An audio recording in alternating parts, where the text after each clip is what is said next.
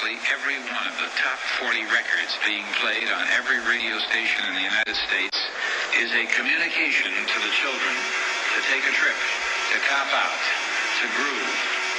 The psychedelic jackets on the record albums have their own hidden. This is a special question.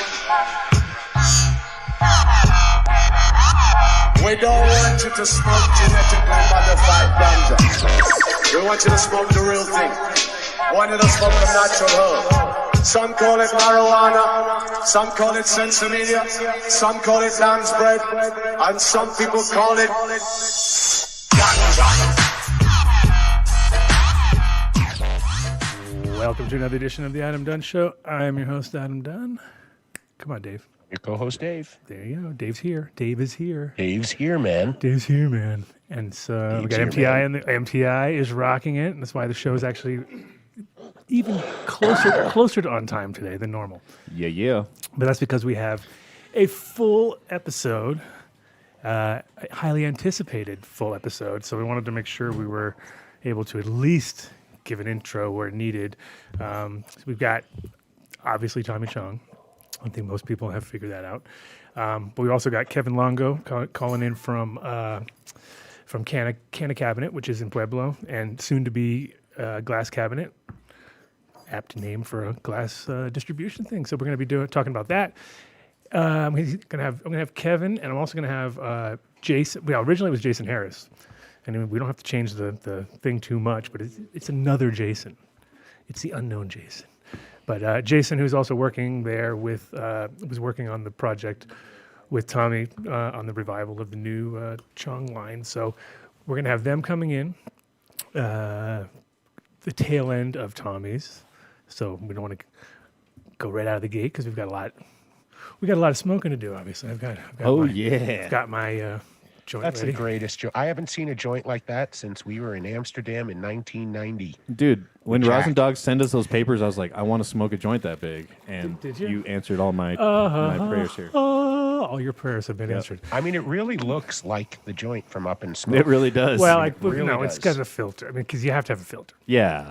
you can't not have a filter Yeah. anymore. And even with this filter, you might suck some stuff through. But this is a big joint of slider, actually. So the slider's got that old school vibe to it. It's Northern Light number 2. Nice. So it's that's a good combo.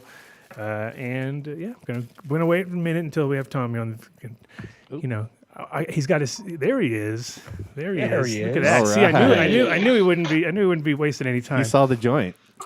I saw the joint. I pulled out the joint, and then Tommy just smelled it. And boom, he was there. That's not a joint. That's a roach. I know, right? How you been, Tommy? I've been good. I've been really good. Thank Nice. you so much for joining us this afternoon. My pleasure. My pleasure. No, it's our pleasure. It's our pleasure. Yeah, it's a whole new world coming around the corner. So we've we got you trapped. We have you trapped, and last couple times we tried to get you on, it was some this or something that, But yeah, again, thanks for joining us.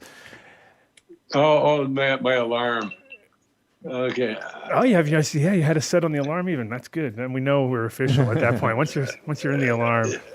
Yeah, it's off. What do I do? Just click the video back on. You should be good. There we go. There we go. Yeah. Awesome. Yeah.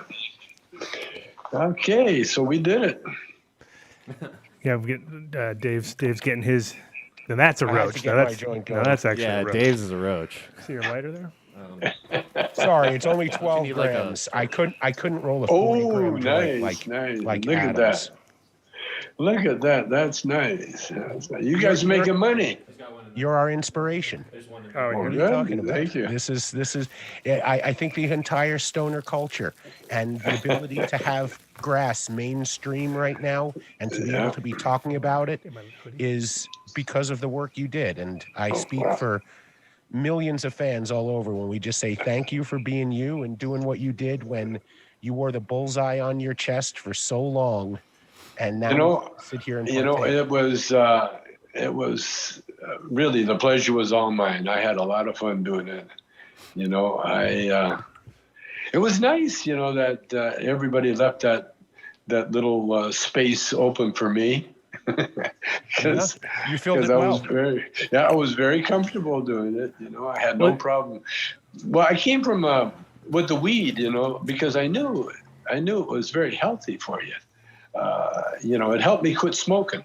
I was a cigarette smoker for years, and then I decided to quit. And the best way to quit, well, I quit because I was smoking weed, and every time I felt like a cigarette, I'd light a joint. And after a while, I forgot all about the cigarettes. In fact, it only took a month, 1 month, and I was clean. And so I haven't touched tobacco, knowingly. I've had a few joints handed to me with tobacco in it. Yeah. I hate that. But I can't stand when that happens. That was the worst. That was the worst part about living in Europe, is that you definitely couldn't share joints. Yeah. You could never share a joint. You'd always be like, you could never share. No. Nope. Yeah, because the Europeans are the ones, man. And if you gave them a joint, they were knocked the fuck out. They were like, they came back like, what did you give me? You smoke pure? What did you do? You smoke pure? What do you mean? What is that? You can't smoke a pure. You must put the tobacco in it. Well, the reason is that they had a hard time getting any decent weed because of the laws, and it's not like California. And so the weed over there was mostly hash. And the best way to smoke hash for those guys is to put it in a cigarette. Yeah. Well, there's still, the last time I was there, everybody was smoking the cigarette. It's a very unattractive habit, isn't it? I can't stand the tobacco. I know exactly. You have to ask. Somebody passes you a joint, you have to go, no tobacco in there. And 99 times out of 100 in Europe, it always has tobacco in it. You might have just smoked your own and roll your own. Well, I never shared over there. I just forget it. I would just go out by myself. Yep. So when you were talking about earlier, isn't it funny how like you rolled the dice back in the day by being this, the most known stoner in the world, when nobody should have, everybody else was trying to hide behind closed doors, and you were totally wide out in the open. And then now, after 40 plus years later, and all of a sudden now you're in the most, legal position ever, and you can actually capitalize on it and work. You did the right thing. It's amazing, because I feel like I had the same feeling of myself when I moved to Amsterdam in '89. I was like, well, I'm gone from America. There's no point I'll ever come back. Now it's totally acceptable, and it's like, wow, this is Yeah. It's and in fact, Amsterdam, they were having their right wing problems. Last time I was there, man, they were trying to close down. Yeah, closing down the coffee shops.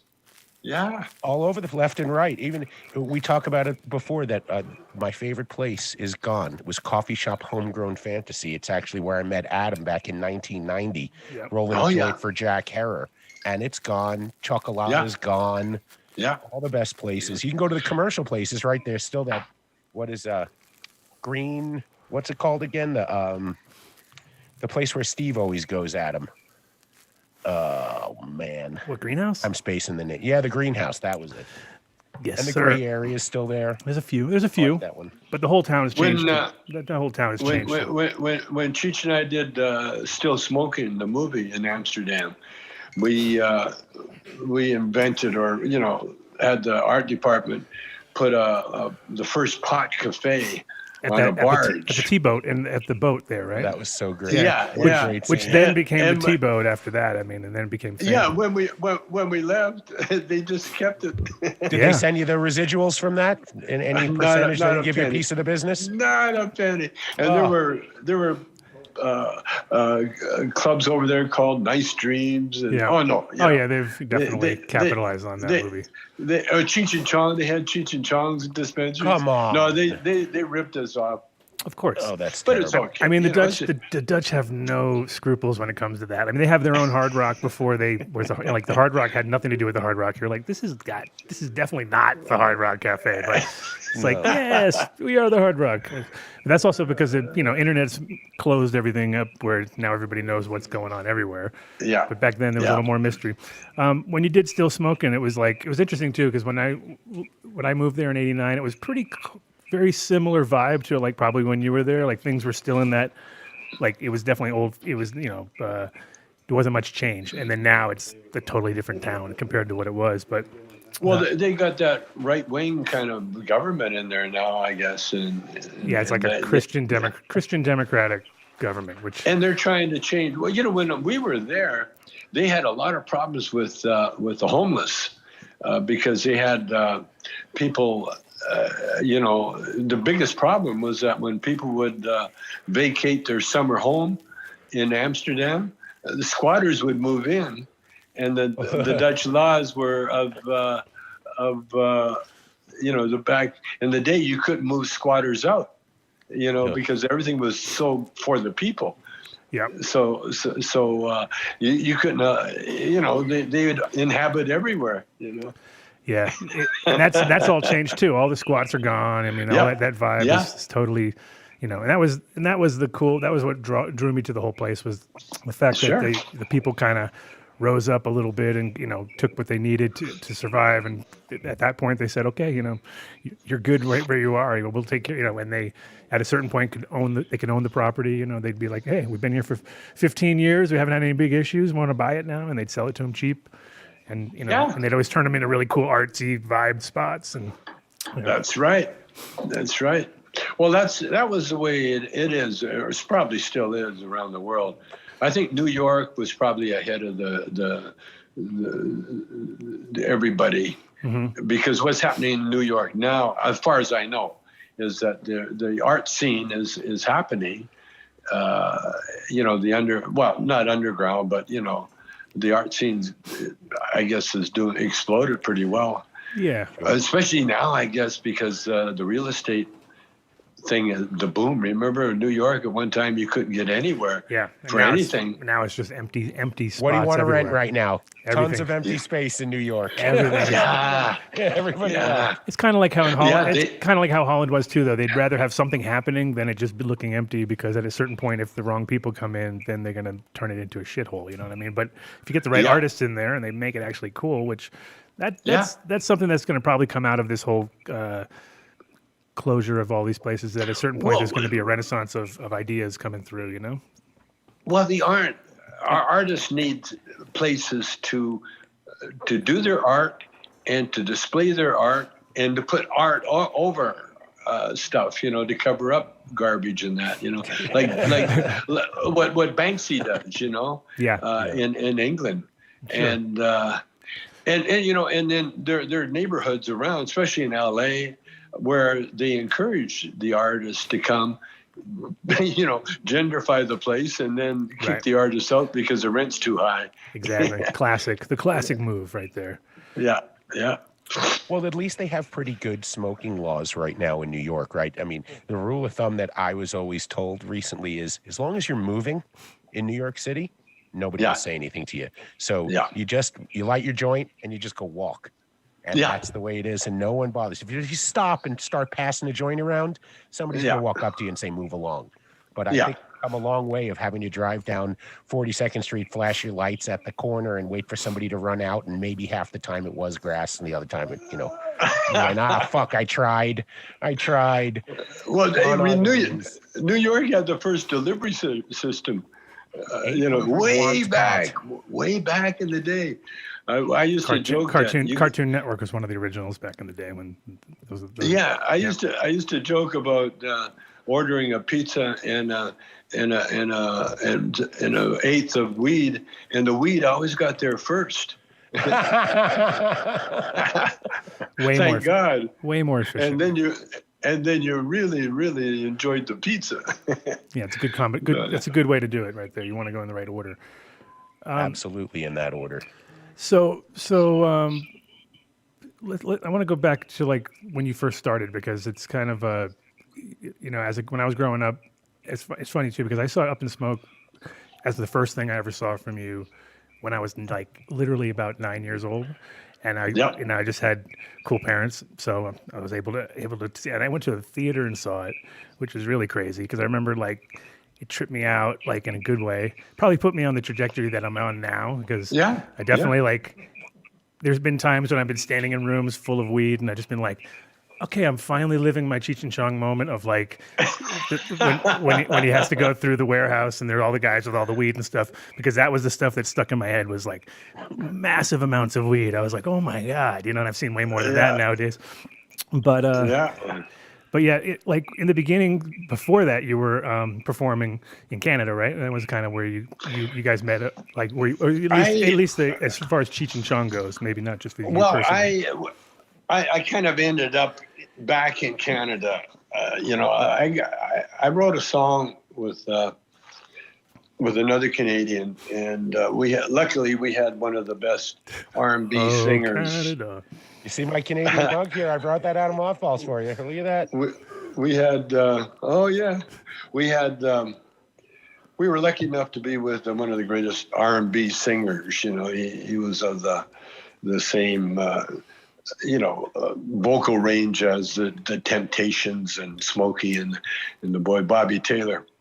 And when Diana Ross heard our group in Vancouver, she called Barry Gordy in, and Barry Gordy literally flew the next day to see Diana, actually, but he did a little business with us and he signed us.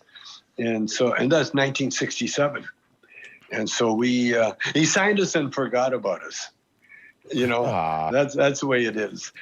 And then we made our way to Detroit by playing gigs across America, starting in Seattle and then Los Angeles. And then we went all the way. Then from Los Angeles, we just flew to Detroit and joined the Motown family. But the Motown, they were so uneducated when it came to visas. And so we were working there. Next thing you know, we got deported. We got caught and got deported because the Canadians in the group, they went home for Christmas and they're coming back, and they didn't know enough to lie. And so next thing you know, the immigration's knocking on my door, and we had to move back to Canada. And so then I had to get a green card, which was cool. And so Barry Gordy was getting me a green card. But in the meantime, the other Canadians, they didn't bother. They just quit. And they went back to Canada. I ended up getting a green card, but then I got fired from Motown for getting one because the road manager didn't know about green cards. And so anyway, long story short, Barry wanted me back, but I told him, I said, I want to become a Barry Gordy. I don't want to work for one. And he said, I can respect that. So he gave me a nice severance pay. And then I went back to Vancouver to work on the clubs and put another group together. And that's when I met Cheech. And as soon as Cheech and I found out we could just work as a duo, that was the end of my music career as far as carrying amplifiers and guitars around. No, now somebody else gets to do that for you. Yeah, well, I don't have it. No, yeah, actually, yeah, we got a road manager. Well, we haven't worked since the pandemic, so I don't think we're going to even go back on the road. I think we're just going to open up dispensaries and become a marijuana mogul. What do you mean become a marijuana? You're already there, right? You're there. No, bigger. No, bigger. I'm talking Bob Dylan money, Oh, there you go. Now we're talking. Yeah. That's a whole new level.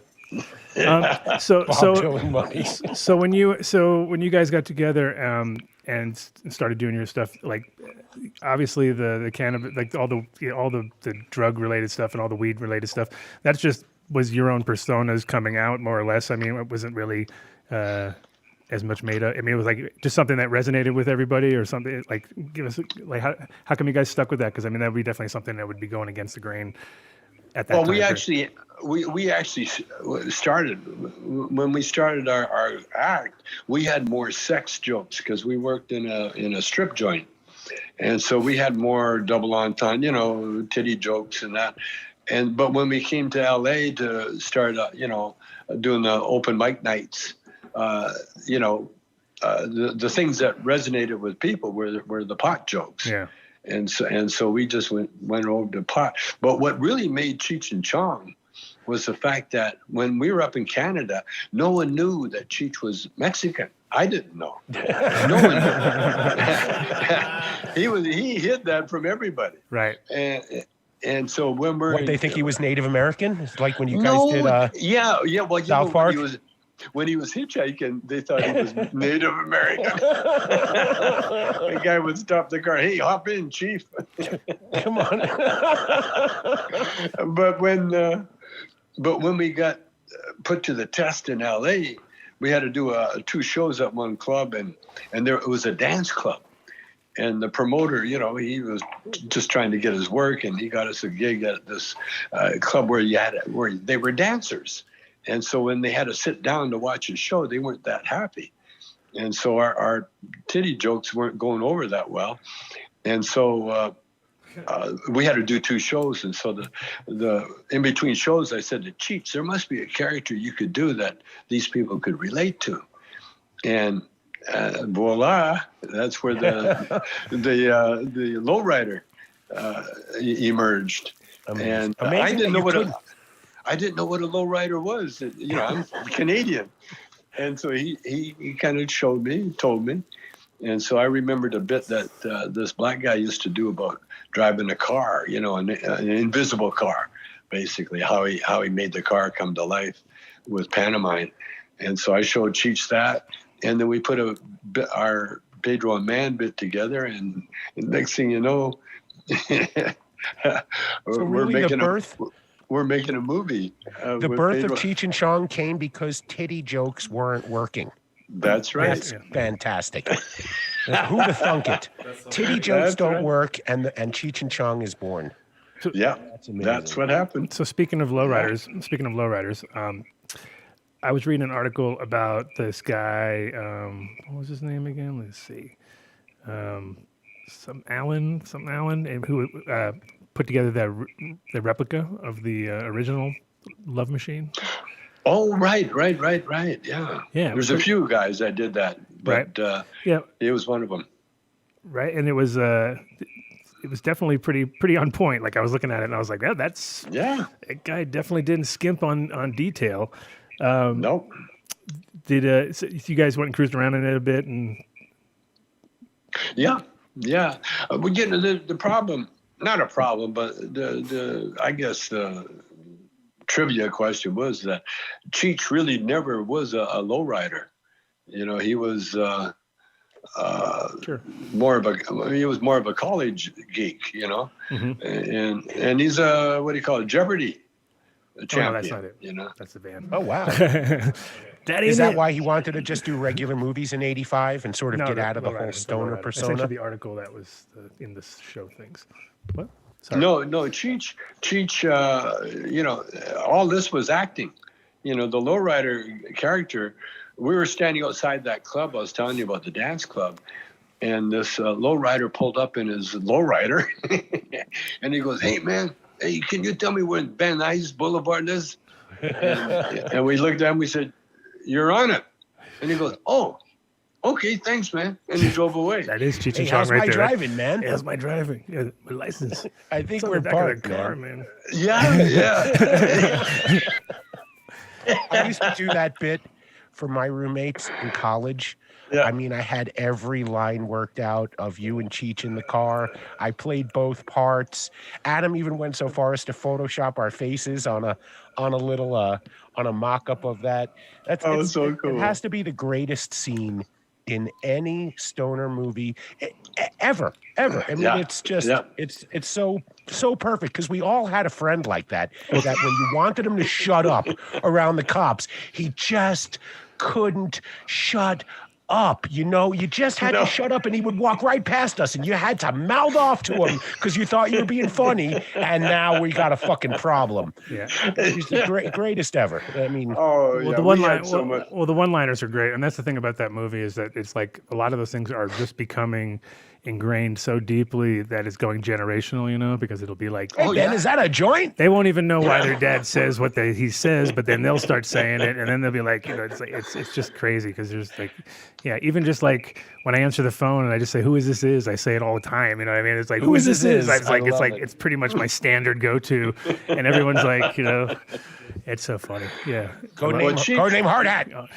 Cheech was or at least during that time, you know, he was a master of that Cheech talk, you know. Yeah. Oh man. Oh, he had the best.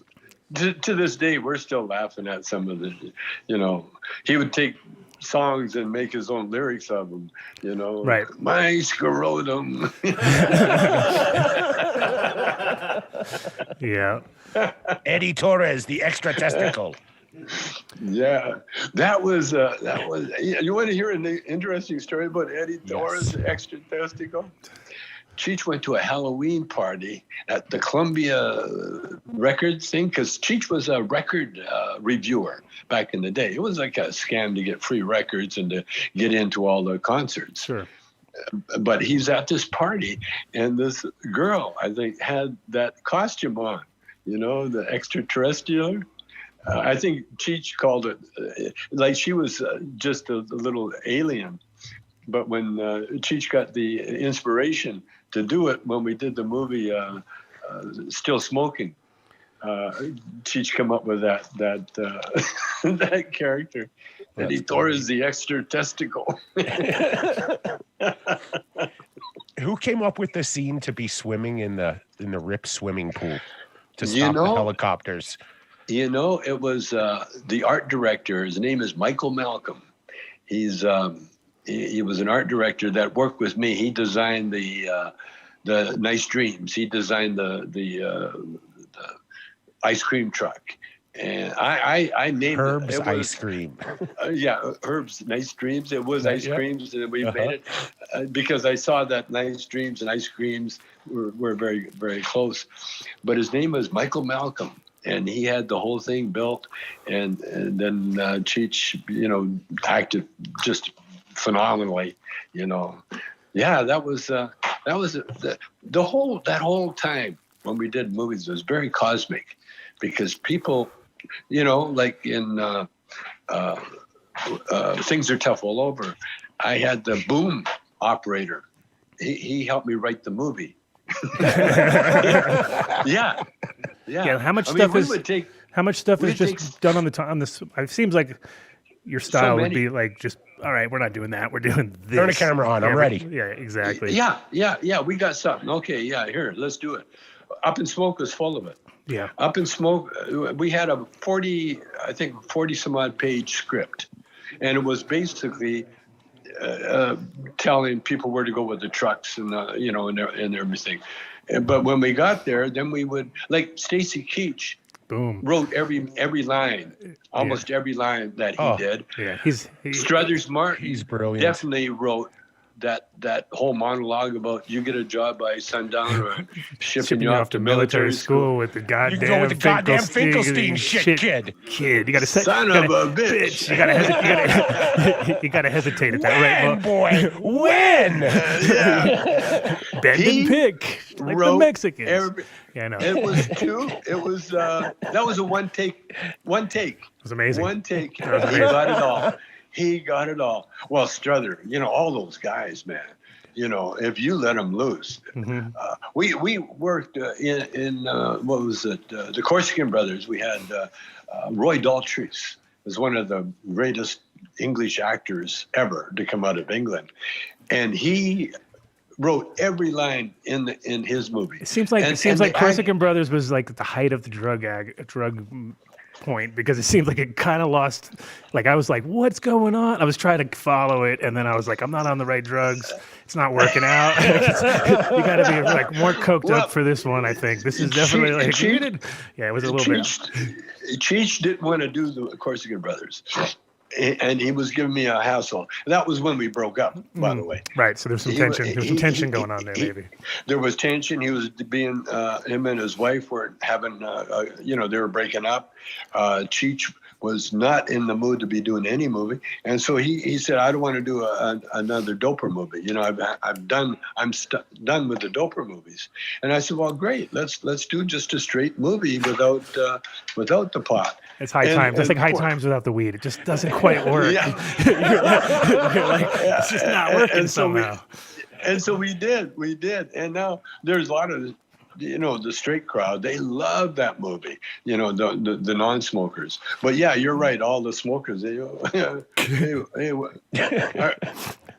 did I go in the right theater? Exactly. What is this? You're like, I can't quite get what's going on. Yeah. Why aren't they smoking joints on the screen there for a second? What the hell is happening here?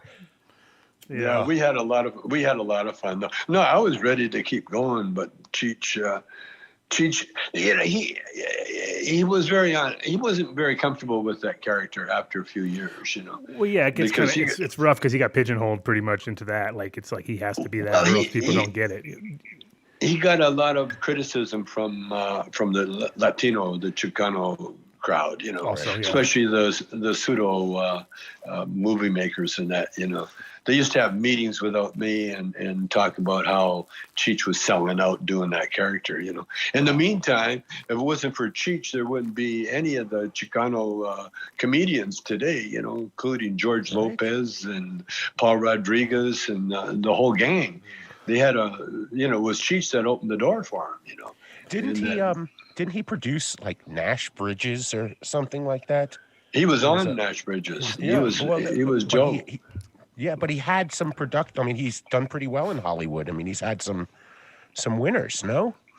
Yeah, absolutely. No, it was Don Johnson was all Nash Bridges. That was all Don Johnson. Mm-hmm. But Don was trying to get Cheech for quite a while. They were really good friends. And when Cheech got offered Nash Bridges, the company called me to see if I was interested in joining, and I said, nah. You know, I did not want to be a cop. I loved you in that 70s show. Yeah. Leo character was so perfect for that cast. I mean, I can't imagine how much fun you must have had on set they wrote, guys. You know, I saw little short little clips of me, of all my bits. And the thing that amazed me is that I never wrote one word. Every word that I said on that 70s show was written by a writer. And that showed you how in tune they were writing. It was. Oh no, that was some excellent. That's what I learned.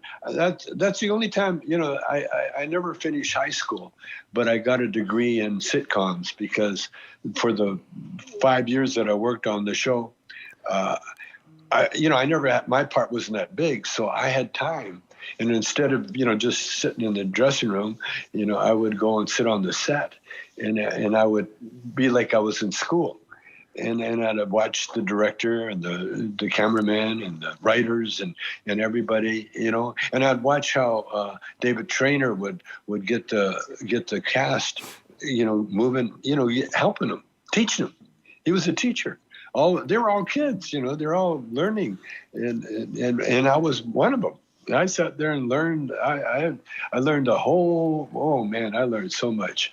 It was so much fun. That 70s show, and they were. No one was really thrilled to see me come on that show. Really? You know, because because you stole the spotlight. Well, yeah, I had more cred than all of them, and they were well, like the young kids, you know, the four of them, Ashton and Mia and Danny and Topher and Wilmer, they all had a little clique. They just hung together, you know. In fact, they had their own, almost own dining room. But Red and Kitty and the rest of us, you know, then we had our little, the old and the new. And so, yeah. And so at the end, the last show, because Kitty was not really thrilled to be working with me. You know, she's kind of straight, and she really thought that I was my reputation. You know, that character. She thought that's who I was. Right. People get lost in that, right? They're like, oh. Yeah, like that, but at the end, at the wrap part, the last episode we did, Kitty was so sweet because it was, the last show. And so we're filming, and she looked at me and she goes, Tommy, I'm really going to miss you. And it was like, cut. And they said, what? And Kitty said, what's wrong? And they said, you didn't say Leo. You called him Tommy. And Kitty says, did I? She didn't even know. But it was so sweet. It was so sweet. That's funny. Yep, she got lost. So like, In the moment. exactly. Yeah. Just in the moment. I don't know this for a fact, but you and Cheech are one of the only two that have ever voiced their own roles on South Park. You know, they basically do like 99.9% of all the voices of anybody they have on. And so it was really, I'm just sitting watching the other day and I'm like, oh my gosh. I'm like, I think that's really them. And I Googled it, and sure enough, that was that was the Tonto. See, that's when you've 100%. Hair- See, I think that beyond anything else, I think that's when you've made it, when you're on South Park. I think that's pretty much seals the deal. To all those people, including like Howard Stern, they literally grew up with us, and South Park's no different. Sure. Same as Howard Stern. Howard Stern, he got into the business through Cheech and Chong records, listening to us and mimicking and kind of copying and the mindset and everything. Right. I've been on the Dr. Dr. Yeah, Demento, the Dr. Demento days, basically, is pretty much that. Yeah. That's Well, Dr. Demento was probably the only guy older than Cheech and Chong. Right. Other than that, we were the senior ones of them all. I remember every Sunday I used to listen to it like in my bed under the covers secretly because I wasn't supposed to be sleeping, and I'd be listening to Dr. Demento, and that was my thing. It was funny. Oh yeah. Well, the stolen moments are the best.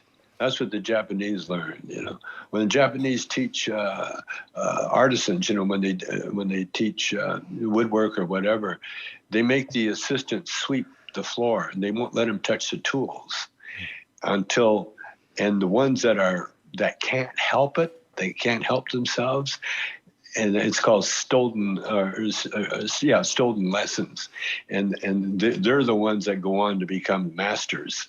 Because if you can resist not doing art, then you're not an artist. Right. And the Japanese, and it was like stolen moments, and that's the same thing as me. I learned my comedy. I didn't know I was going to be a comedian, but I listened to. I would go to bed with Lenny Bruce. I listened to Lenny Bruce, and that's when I got turned on to weed. I'd smoked. I had one joint, and it lasted me a month because I'd only take up one puff, put it out, listen to Lenny Bruce, laugh my ass off. Next day, another puff, put it out, listen to Lenny Bruce, and Red Fox. And those were my mentors. They're the ones that we couldn't play that in mixed company, but that gave me my start too. Yeah, it's also crazy how the mediums have changed. Now it's like comedy's had huge resurgence. Every comedian has a Netflix special. It's kind of lost its charm in that sense. Like there's a minute there where it was like, wow, I got a Netflix special, and you could tell like people were really excited about it. Now it's almost like embarrassing because they're part of the masses now, and everyone's going for their own platform. Are you working with any of those platforms? Like as far as there's so many now, but is anybody trying to buy your? Is anybody trying to buy the whole thing? I almost got trapped into a show. Almost. Oh, it came close. My wife and they're dancers. They're ballroom dancers, and Hildy, she's a granddaughter of the Cowardly Lion. What's his name in Wizard of Oz? The great comedian. Many people think Dave is the Cowardly Lion. Oh, Keenan Wynn, Ed Wynn, Ed Wynn. The great comedian Ed Wynn. Sure. Ed Wynn, and Keenan Wynn was his son, the great actor. Uh-huh. Anyway, Hildy is the granddaughter of Ed, and she was trying to promote a show, and then they found out that they knew me, and so. One of the television companies asked Hildy if I would be interested in his show, and so Hildy told Shelbie, my wife, and so Shelbie said, "Yeah, of course he's interested." And so the show was supposed to be like a Tommy Chong sitcom, you know, and so we went through a couple of writers, and then all along, you know, because of the way I worked, you know, I wasn't worried about it because I knew that at the end of the day I would have my say. Little did I know Sure, that. sure you would. Right? So what happened? Famous last words. So they did a pilot, and it sold. The TV company wanted it, you know, and so it came around to we're going to film the pilot. Well, now we're going to go to work. Okay, now I want to make some changes. You know, I want to put my brand in it because the difference was. That 70s show, they paid me to do a part that they wrote, you know. Now they're doing a show about Tommy Chong that they want me involved in, but they don't want to pay me. They just want to go along with the ride, you know, and then sell the show, and then everybody gets paid. That, you know, one of those things. Sure. And so I just took it to mean that it's my name, therefore, you know, I'm like the head guy, you know, because nothing's going to move without me. But absolutely.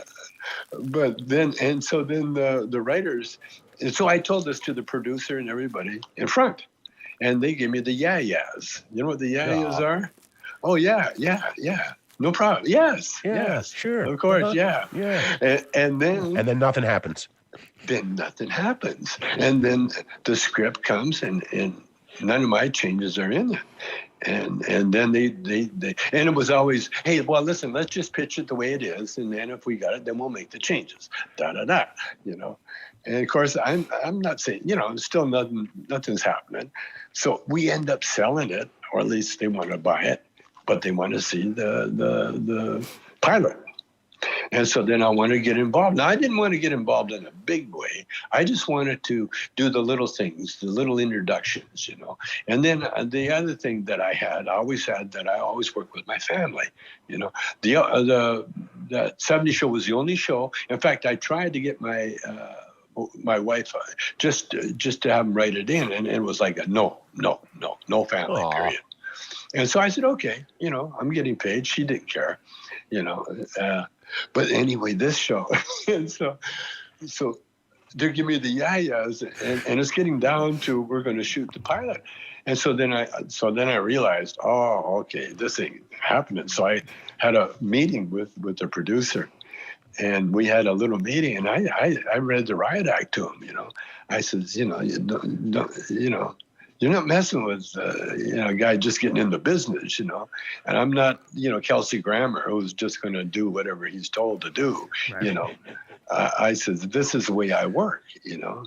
If I get a good idea, I want it in the show. It better be in the show, you know. Right. And then he just said, well, he says, so it's either you or the writers. And I said, yeah, basically it is. Yeah. And he says, well, you know, the writers have been with me a long time, you know. And I said, well, okay. See you later. Bye. and I just pulled out of the show, and it caused caused a lot of hard to do the Tommy Chong show without Tommy Chong. So that's definitely well, that's how they reconcile that. It's a deal killer. I told him that. I says, okay. But he couldn't budge. He couldn't budge because he was more married. Because basically what it was, see, when we did Up in Smoke, you guys could have worked together. You could have bridged the gap. The role of Tommy Chong will now be played by Will Shatner. Yeah, exactly. When we did Up in Smoke, the only way we could do it, because we fired the first couple of directors, you know, because they weren't on the same page as Cheech and I. In other words, I have to be in charge, you know. And Cheech will do what I say, and if he's got a better idea, we'll use. And the way I used Cheech anyway was I just listened to what he does off camera, and then we put it on camera because that's the way I did. And the only other guy I worked with or talked to that worked like that was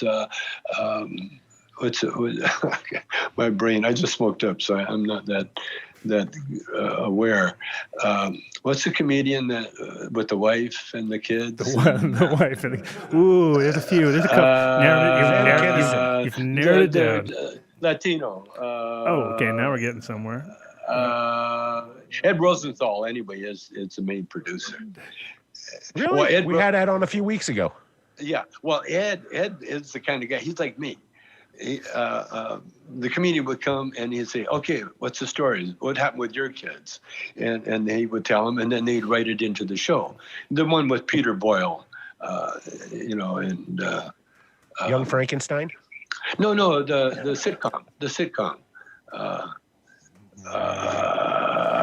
Chat gang, come on now. Someone in the chat gang. Chat gang, help us out. Help us out now. Everyone do a dab.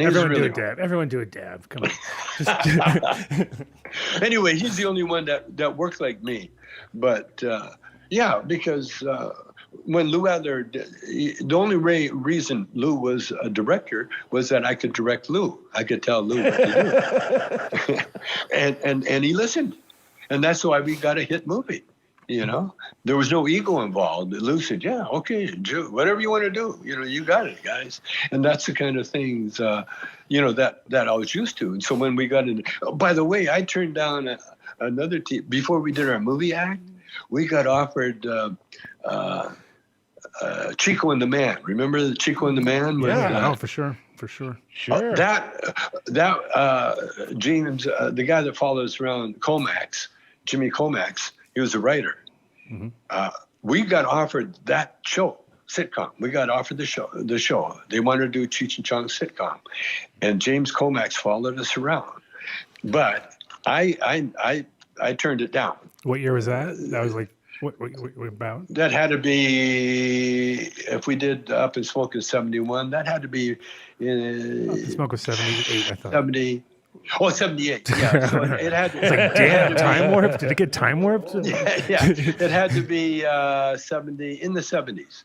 I knew we were going to nail it. I knew we were going to nail it down to the decade. Yeah, it was 70s. I just gave you a good window. Brandon Tartikoff himself offered us this TV show, which, and he followed us around for 3 months. And what he got out of it was, the Cheech and I used to do a bit called Pedro and Man, Pedro and Man, and then Jim called his show Chico and the Man. Wow. And it was Pedro and we the did Man, a bit. Chico and the Man. We got to use the can, man. Yeah, we did a bit. We did a bit called where I played an old guy with an old overcoat, and it was an old man in the park. That was the bit we used to do. And so Comax actually took that old man in the park and he wrote Chico and the Man. But I turned the show down because it was television, and we had no, we couldn't say naughty words, couldn't talk about weed, the whole thing. And so I told everybody there, we turned down a lot of money, a big show like that.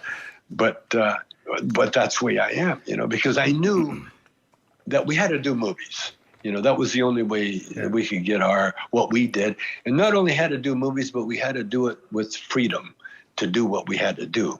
Because, once you get trapped into some stupid bit, because of some writer ego, that's the worst nightmare in the world, And I saw that with, remember the Rob Reiner show? Not Rob Reiner, but Mary Tyler Moore and Dick Van Dyke. Right. Their show. Sure. Yeah, remember? And they were working for writers. He was a comedy writer. Sure. And yeah. Well, that's the way that television works, the way they did it, Yeah. You had the writers all worried. They had to come up with all that bit and everything. But the way Cheech and I did movies, it was more like Robert Altman. And because I was a big fan of Robert Altman.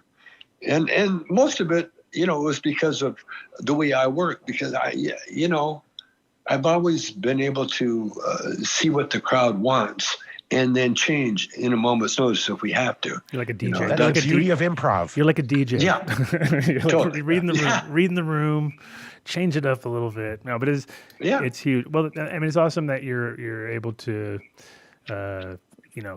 sustain yourself this long to be able to appreciate what's happening now. Along the way, there was moments in time where you didn't have the ability to appreciate the good things in life. You definitely, ran into some issues with your Chong Glass company, which now, luckily, is becoming like a whole new thing, a whole new round to it. Actually, I've got. I had Jason Harris coming in on the show originally, but he's flying now, so he's going to have the other Jason. I guess was also working with you on the collection. I was going to have him call in just in a minute, just to kind of. He's got some interesting tidbits about the glass collection, and then also I've got another friend of mine that I wanted to bring into the conversation too, because he has a replica of the van, an exact replica of the van. Right. And it's on its way being shipped to Vegas right now. So I'm hoping to get Jason, when he's back there with his shop, get that pulled up to the shop. Maybe if you're in town or something, should be pretty cool. Oh, cool. So, and I think the van's going to live in Vegas and be a sort of like if you're in Vegas and you want to cruise around in the original Cheech and Chong, well, not the original, but an exact replica. Yeah. Of. Yeah. Well, they smoked the first one, so what happened to the first one anyway? Was there? They smoked it after the movie. It was made out of weed. It didn't really get burned. Come on. Man. No, one of the extras or something bought all the vehicles, I guess. I'm not sure. It was around for a while. The lowrider was around for a while, but the van, that was the art director for Up in Smoke. Forget his name now, but it was his design. It was a cool design. Yeah. Super cool. I got a question. It was so ridiculous. Who came up with the idea for the opening scene where you basically get in the car, just make a U-turn, and just park the car and get out instead of walking across? Because that was just so classic, the way that whole worked out. That was like, wait a Cheech. second. That was Cheech, right? You just made a U-turn and got out of the car. That was Cheech in the lowrider, right? That's Cheech in the lowrider. Yeah. And we got Mr. Longo. It was his design. That's a cool design. Yeah. Turn your sound off. You got the show on. The idea for the opening scene where you basically get in the car. Jason, turn the YouTube off. Yeah, you gotta turn the YouTube off because we can hear it over here. Your YouTube is on, or mute your setup there. Just made a U-turn and got out of the car. That was Cheech. See, now we get to hear it again, Tommy. It was amazing. It was amazing. That's so cool. There's Jason. Hey guys. Hey, how's it going, man? Excellent. Sorry about that. It's all right. Okay. It's all right. It's a typical Adam Dunn show style thing. Anyway, we would do it to ourselves. How you been? Normally, I fuck it up somehow. So thank you for taking the spotlight off me on the fuck up. I'm happy to help always. So yeah, I wanted to bring you in while I still had Tommy on and discuss about the new updated Chong line. And is it like pre-orders only, or they're already sold? Or I keep hearing all different stories. Give me a heads up on how that all worked out, because I know there's like very limited runs. And The first line that was built was there were 20 bongs, and they're gone, and they've just come. There's a new agreement right now to generate a new line, and I think that Jason and Tommy are very excited about the new deal. I know Jason is so stoked, and I was happy to go out there and do the first shoot, so I'm happy to go back and make sure these bongs sell quickly. It was amazing that they went so fast. Yeah. How's the $1 million bong or $1 billion bong going? I bought it. I had to take it. Adam Dunn show is taking sorry. I was like this. I have this $1 million It's not per for sale. It's not for sale yet. Oh, darn it. And we don't take food stamps. I'm sorry. No. May. Take a rubber check? Definitely don't take rubber checks. Okay. No, we're Jason and I. That's how we met. I mean, we knew each other from before, but Jason saw that I was really intent on making a $1 million bong, and so we hooked up. And then he said, "How about doing some Chong Bongs, limited edition?" And so we said, yeah, of course, especially my son. He was really happy because he lost his whole business to the feds, and they broke all our bongs. They literally come into the factory and just smashed them like idiots. And so who has a collection? Cheech has a collection of probably the most. Well, he's an art collector anyway, but he's got a big collection of the original Chong Bongs. Oh. But yeah, we're gonna do another limited run, and probably add a couple of new models that we never had before. But yeah, I man, no one's happier than my son Paris, because that was really his company.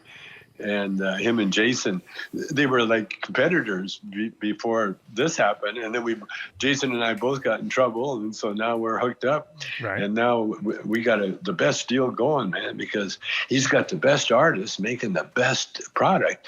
And we've elevated from the bong in the store to art bong. These are art. They're not even supposed to be smoked out of, but you can smoke out of them if you want. But rules are meant to be broken. I'm sure.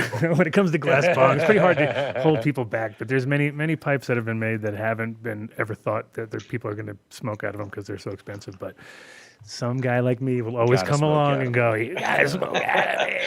I keep mine under lock and key. I don't make anybody, especially stoners, man. So speaking of which, want to get high. Speaking of which, I got Kevin who's on mute, but you can unmute Kevin there. Or you want to get high with Tommy Chong, but you don't want to break Tommy Chong's bong. So if that happens, that would be you're bad. No bueno. No. You're gone. You don't show your face around the stoner community anymore. Man, I've been in stores like Mary Jane's Glass. She died a little while ago in Portland, and I was at her store. I used to go do some signings at her store, and I seen a guy spend his life savings on a bong and then break it. As soon as he got out of the store, he dropped it. Oh yeah. I cried. I cried for him. It's a delicate medium, but at the same time, that's part of the reason why I think it's interesting to see. Like there's stuff that's out there that's $5,000, $10,000, $20,000, $30,000. There's price just astronomical, and yes, there's a 50-50 chance it's going to get broken right out of within the first 5 years. Someone's going to. But they're not supposed to be used. They're collector items. Oh, yeah. Well, but they use them and hand them to you. And while you have it in your hand, they go, oh, by the way, that's an $8,000 bong. And you go, oh, take it back right now. Please take it back. I've seen shows with millions of dollars worth of glass, and somebody on one of those hoverboards just slam into the booth while all this millions and just watch the people it's like a cascading waterfall of just money kind of coming down, and everyone what are you gonna do? And the guy was and just kind of rode away. Yeah, that was champs. That was a good champs here. Really sorry about that, man. So I have Kevin Longo. Kevin Longo, also from Can of Cabinet, and soon to come Glass Cabinet. And Kevin has a very large collection of Chong glass. Tell us about your collection, Kevin. Tell us about your collection. I just acquired about 20 pre-op Chong Bongs. Really? Yeah. And so original Chongs. We have kind of one here that's actually signed by you from back in the day. Yeah. Don't drop it on camera, bro. Don't. I was just thinking that. I didn't want to put it out in the world, though. Don't do it. Yeah, I got. Careful with those. Oops. Oh yeah. Let me show out love over here only. Right. So Kevin, you mean you have 17 of those and 3 you're sending to the show? Oh yeah. I just heard? Exactly. Oh, cool. Thanks, man. Yeah. One for me, one from MTI. Because there are 3 of us here. But yeah, actually, I had a question. Look at that. For you, Tommy. So, do you have a few originals? He does. Oh, nice. No, I don't. Oh, I don't. Cheech does. Oh, yeah, sorry. Cheech has a collection under lock and key. I'm terrible. I mean, I got a couple here. They're not the originals. No, we sold every one. We sold the one. I'll be using one, and all of a sudden, boom, it's gone. No, we do live shows and sell them, after the show. And oh man, and you know what? We made a ton of money. These little mini bongs, and we'd sell them for what, $20 a shot. But yeah, I gotta show you. I gotta show you what I'm making now. If I got, let's see. My house is a mess. You have one of Jason's. I actually have one right here to kind of show everyone. That's a new one. This is the new one from you guys. Yeah, that's the new Millie. Let's see the new Millie. Yeah, right here. Oh yeah. Careful. Right there. Yeah. Oh yeah. Oh, nice. I got everything cleared here. That's dope. Oh, nice. That is sick. Nice. So, yeah, see, one of the new guys. See, again, if you want to, smoke out of it, fine, but it's so expensive, man.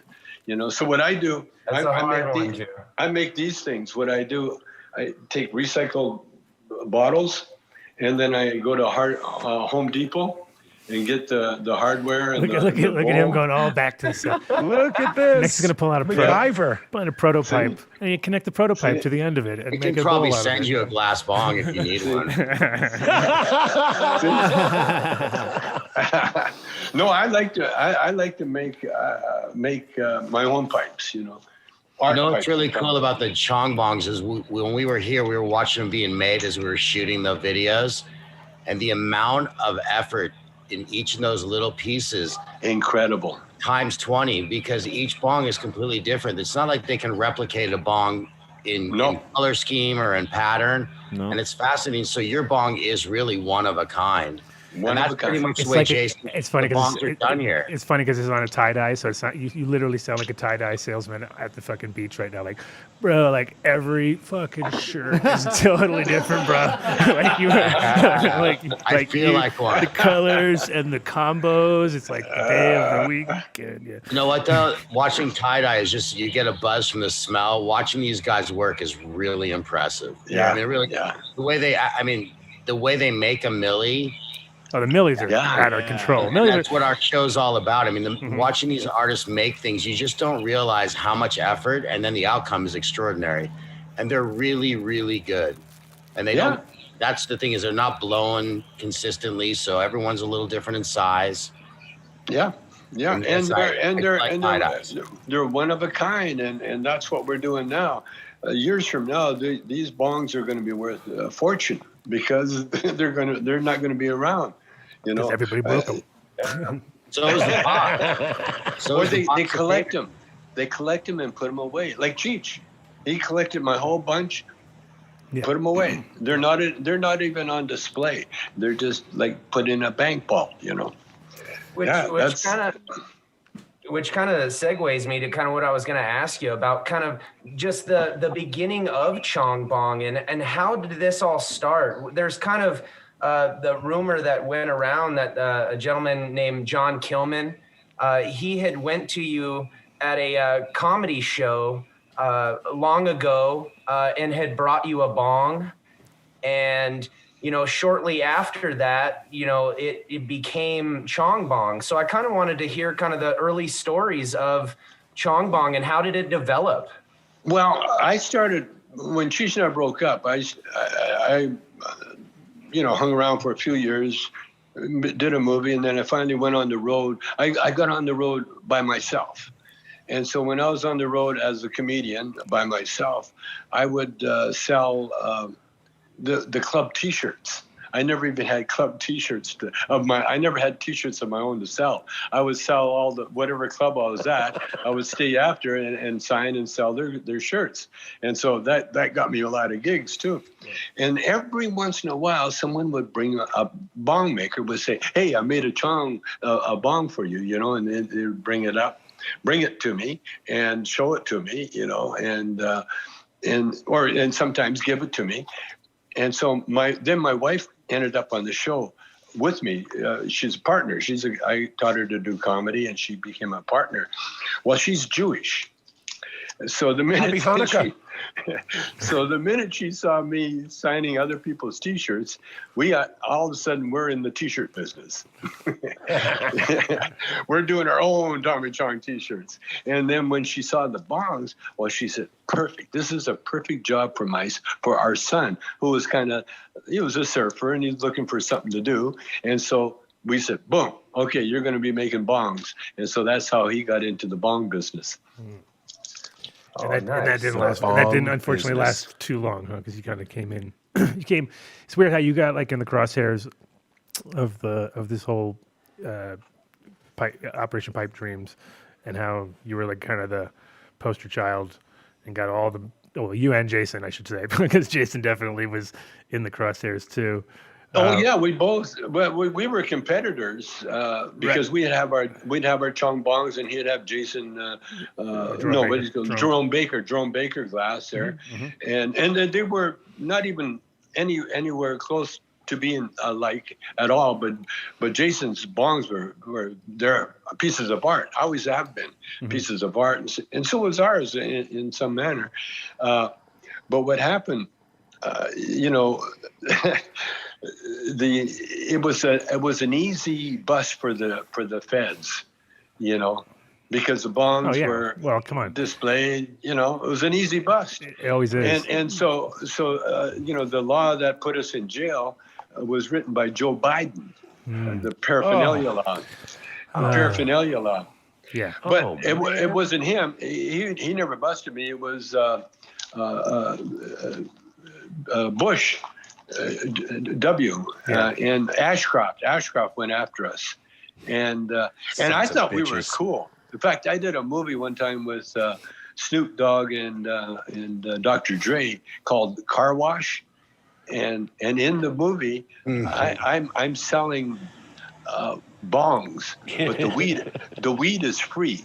so you couldn't bust me for the weed, but you had to buy the bong, and in the movie, I thought, man, I had it made. Next thing I know, man, the classic stoner. Like, wait a minute, this is the classic stoner. If I give the bag, if I charge him $45 for the bag, just for the baggie, the baggies are expensive, That's the most expensive paper I ever had. It was just wrapped around a lot of weed. Yeah. One time we used to sell so much merch at the end of our show that we were a legend, because we would make more money selling merch than we made doing the comedy. Yeah. and including the bongs. And so, man, it was a crazy time. But the feds followed me around, and my wife, she was with me, and we would. I would go to these head shops and sign them. And one time in Arlington, Texas, a whole group of feds came in with headbands. They're trying to disguise as like hippies. Headbands and regular shoes or something. You'd be like, exactly. Always look at the shoes, or they're matching military shoes. They all got the same exact sneakers. Leather. You're like, okay, this is. And they had knapsacks on, and the people in the store, they knew them. And so the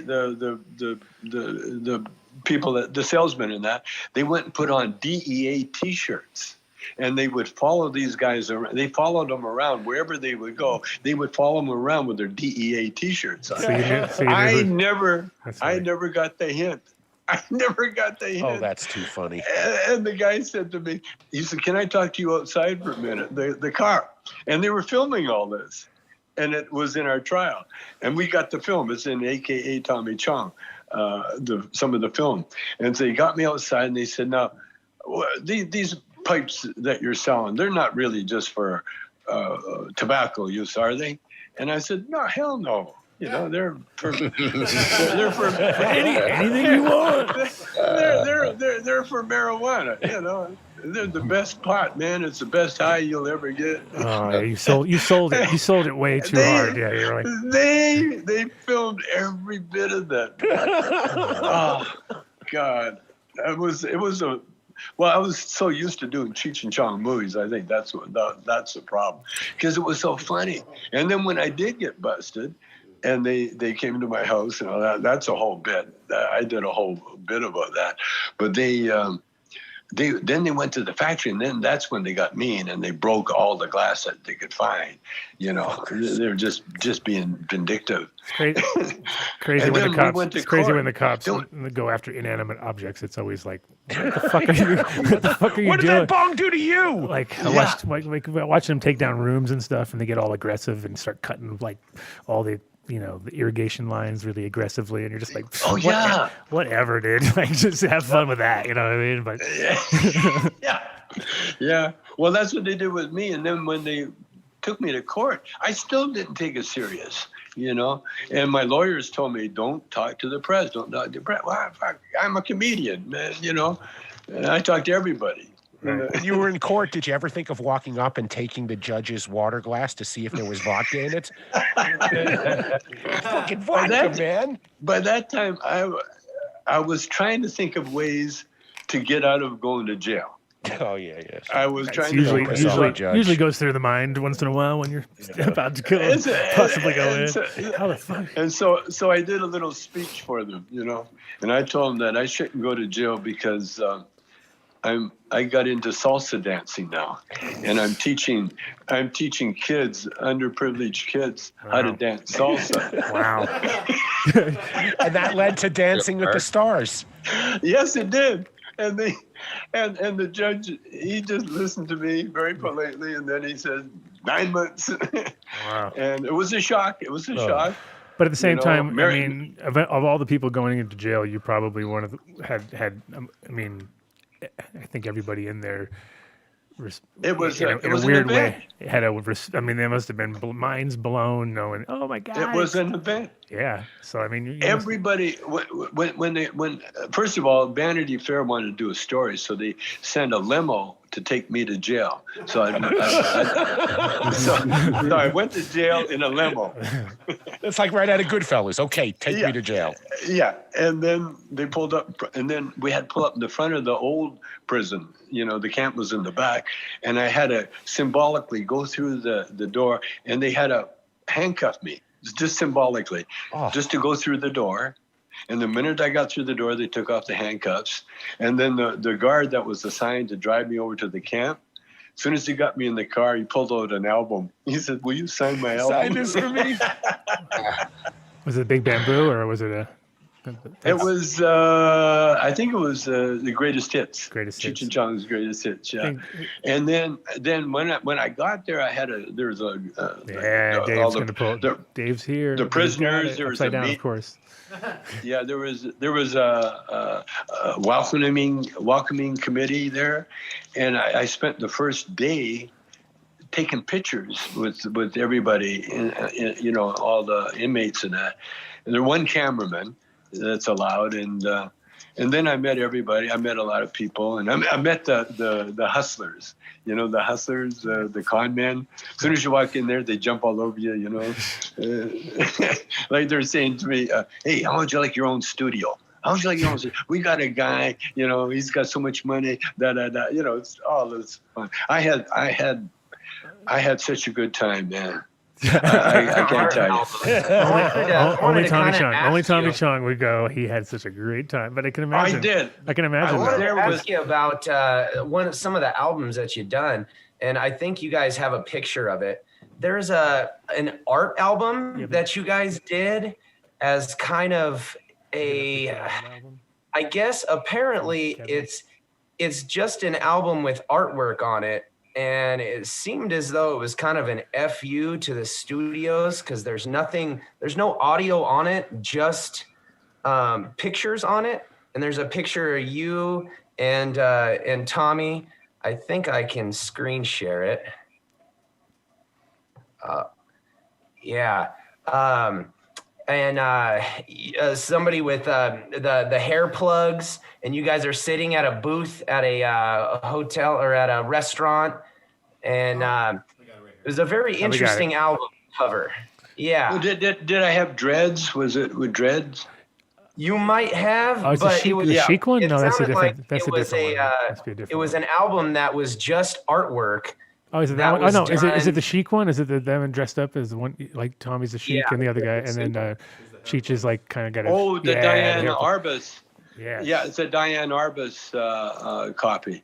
You know, the Diane Arbus, the great photographer, and she'd take pictures of retarded people and all that. Yeah. And then she found you guys, and she's like, "Wow, I could do something with you." She's like, "I could do something with this. Don't you worry." I've worked with worse. I've worked with worse. That's exactly our humor, man. That's the scene that I'm seeing on the YouTube right now where he does and you have herpes on your head. Yeah. Herpes. Yes. Wait, what are you saying? You have herpes on my head. Oh, I had herpes. I had herpes forever. My wife gave me herpes. I have herpes on my head right here. I put it on in the morning and take it off. Yeah, that was Things Are Tough All Over. Yeah, that was such a funny scene. That was our ode to the oil embargo and the Arabs.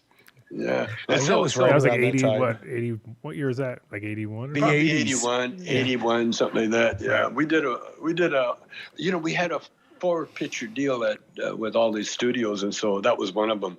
Yeah. Cheech, once he got working, he was happy. But he wasn't happy before we did a lot of the movies, because I don't know. Because Up in Smoke, it was just Cheech and I, and then when the other movies come in, and then I start working with other people, art directors and so on.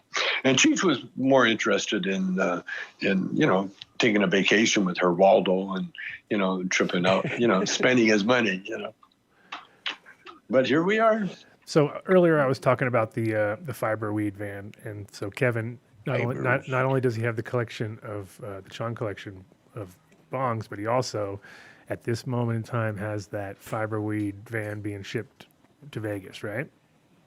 Yep. And there she is. Looks pretty good. It's pretty damn close. Just need to change the front. You need to change the grill. We got to make the grill into tie sticks, obviously. Yeah. That's got to be corrected. But besides that, it's pretty on point. Can you see that one? Can Tommy see that one? Do you have the YouTube link up right now, Tommy? Can you see what we're showing? No, not yet. No, not yet. I'm okay. I'm cool. I've seen it. Okay. You've seen it before. I've seen the band before. Cool. I wrote in it, man. That's right.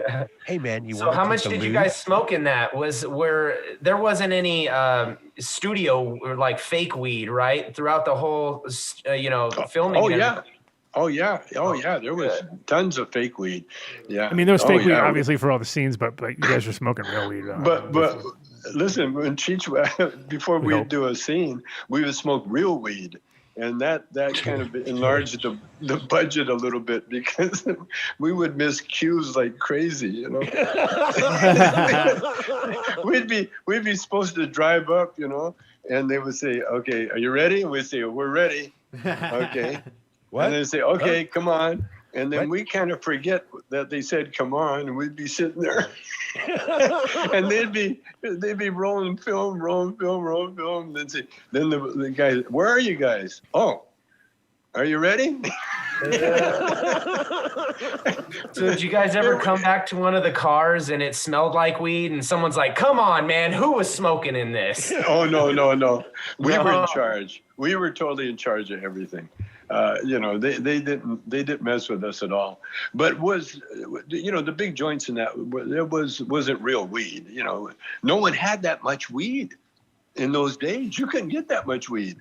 Like now, you can get bushels. You can get as much as you need. But back then, man, it was tough getting a baggie.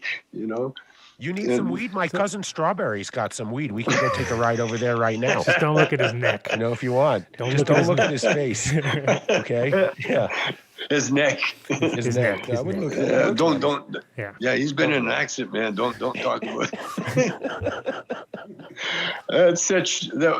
Oh man, we still do that to this day. Only Cheech doesn't think it's funny as I do. Because that's I've always tortured Cheech. That was our MO. That's the way we did it.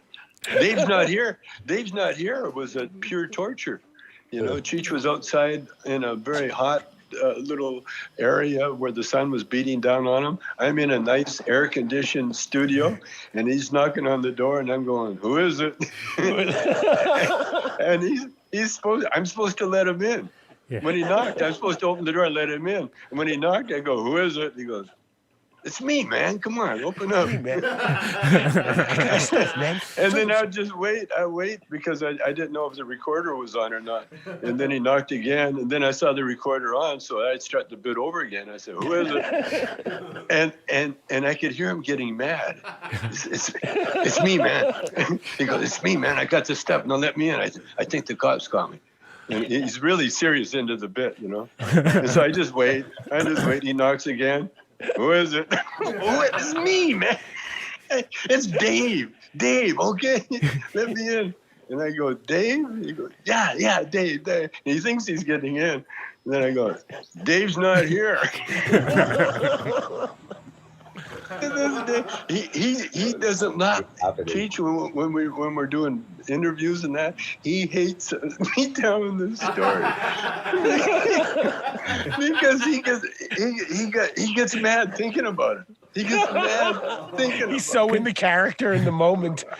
Yeah, he gets so. And when I finally let him in the door, I thought he was going to start pounding on me, man. he was so mad because he put all the costumes on, you know, thinking to get in character, and we're doing a record. Oh man, we laughed so. I'm still laughing at that bit, and that was our MO for the rest of the Cheech and Chong years, you know.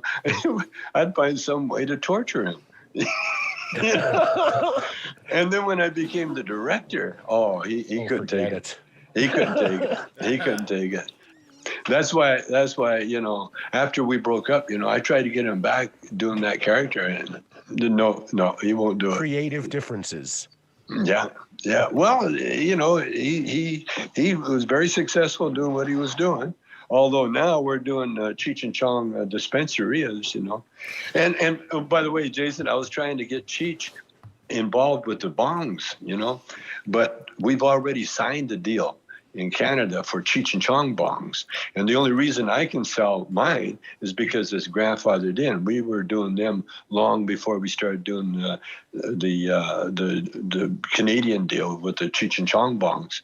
But the Cheech and Chong Bongs aren't nothing compared to what Jason and the boys have been rolling out, you know.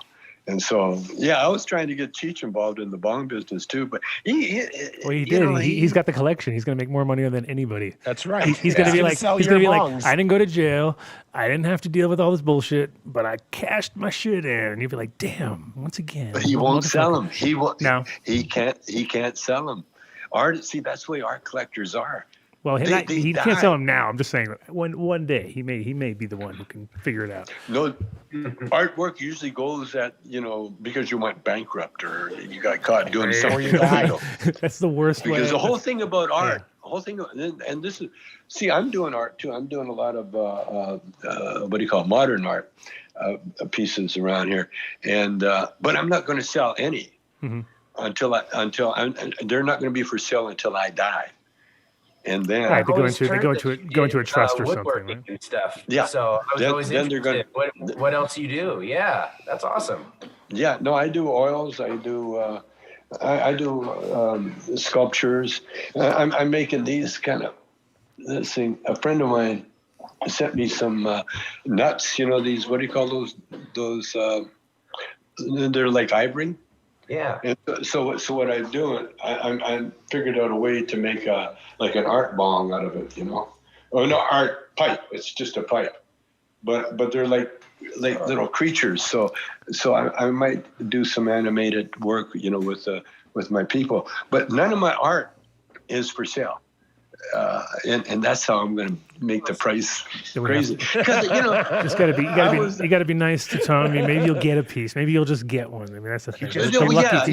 Lucky people might get one. So that's really nice. I'll give them away. There you go. But even better. But I you know, like I make necklaces too. You know, which are pipes. And speaking of which, what is that necklace that I always see you wear? Yeah. And I've seen it for years, and it's a little bone of some sort. What is that? I mean, I've seen it. Well, they're different kinds. I found some mastodon tusk in Alaska, and so I carved. My thing was going to be like a fish, you know, like the first Christian symbol. I like how it starts. And so It was gonna so be a couple that. of them But then we just said, fuck it, make it into that. I know a couple of them are fish. They're fish and that, but I got a new one now. Yeah, I stole the idea from Cheech years ago when we got together. Cheech had this shell around his neck. It was beautiful. He's very artistic. Cheech is very artistic. Not puka shell. He's back in the puka shell days, back when everybody thought. Yeah, puka he's a fine potter, and I loved his necklace so much that. Then I was in Guam. In Guam, they do some kind of a shell, like puka shells around their neck. And then I realized that, hey, I could do one where you could smoke out of. And so that's what I always wear around my neck. I'm trying to resonated, nice resiny, just smelling up giving you that stank, that 16-year-old stank forever. You're like, I smell like weed. No, I'm a one hitter. This is my latest. This is what's going to be my latest symbol this year. Nice. And what it is, see, it's going to be worn like this here. It's a pipe. You can smoke out of here or here. Here, there. Any chance you can smoke a little with us? It's my dream to be in a smoke session with you, and even though it's virtual, it'll still. But you see what this is? You see what this is? I do. It's a pipe. A little shell? No. I'm with you, Dave. That's a good dream to live. Let's do it. It's an electric car. Now, here, speaking of this, I had an idea, and I ran it by one of the girls who's working for you from your promotion side, and it was right before COVID hit, so it probably fell to deaf ears, and it probably won't happen until COVID's over or whatever. But this year technically would have been the 42nd anniversary of Up in Smoke, right? So my whole thing was, this would be the perfect year to go and sort of show it in theaters and get the vibe, you know. But you guys already did it, I know, at the 40th anniversary, but I thought, 42nd, we could really push it. But my idea, and I've said it on the show a few times, is combine Up in Smoke with the Rocky Horror Picture Show, right? So like the beginning of the movie, you pull out a big joint. And you start passing that around, and people start going like, getting into the vibes. So that's the beginning of the movie. Every scene that people smoke, you smoke. That's fine. Yeah. We'd enjoy that. And at the end of the movie, because what I'm known for is I did a thing called call it a leaf blower, but it was a converted leaf blower with a big bowl on the top, and we smoked out the Melkweg in Amsterdam back in 2000 and something. And can't remember those days. Those are hard to remember, but we smoked the whole place out. And you could do the same thing at the end of the show when you do the final scene with the place getting smoked out and everybody eating hamburgers and whatnot. You park the van out front from my friend over here. You automatically got the vibe. You got two cops standing out front. You do the whole like guys watching the fucking thing eating burgers. You go up and you go, oh my God, this is really happening, bro.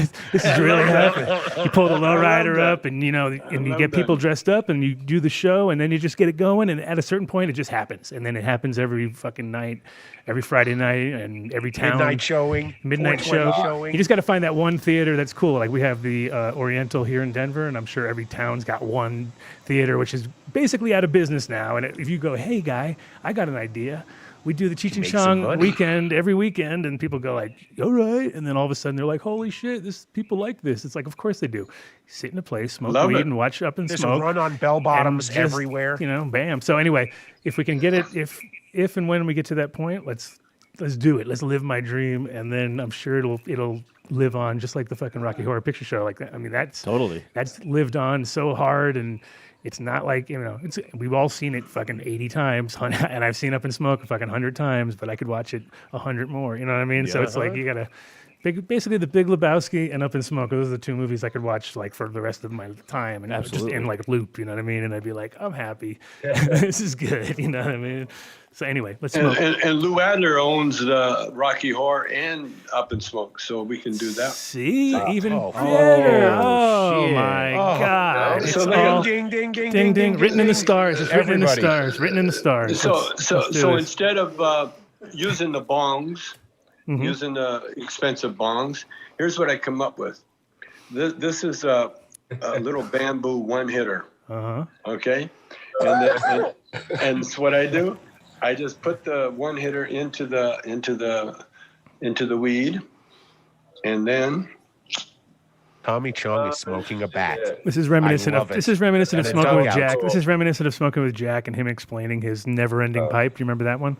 And it never ends. You're like, okay, Yes. so how does that work? Oh my gosh, yes. It never ends. Like the weed never ends. I was like, that's weird. I thought it always would end at some point, but I guess apparently not. The Jack Correa, the circular. Yeah, exactly. Yeah. It never ends, dude. And I kept asking him, so what happens when it ends? He's like, it never ends.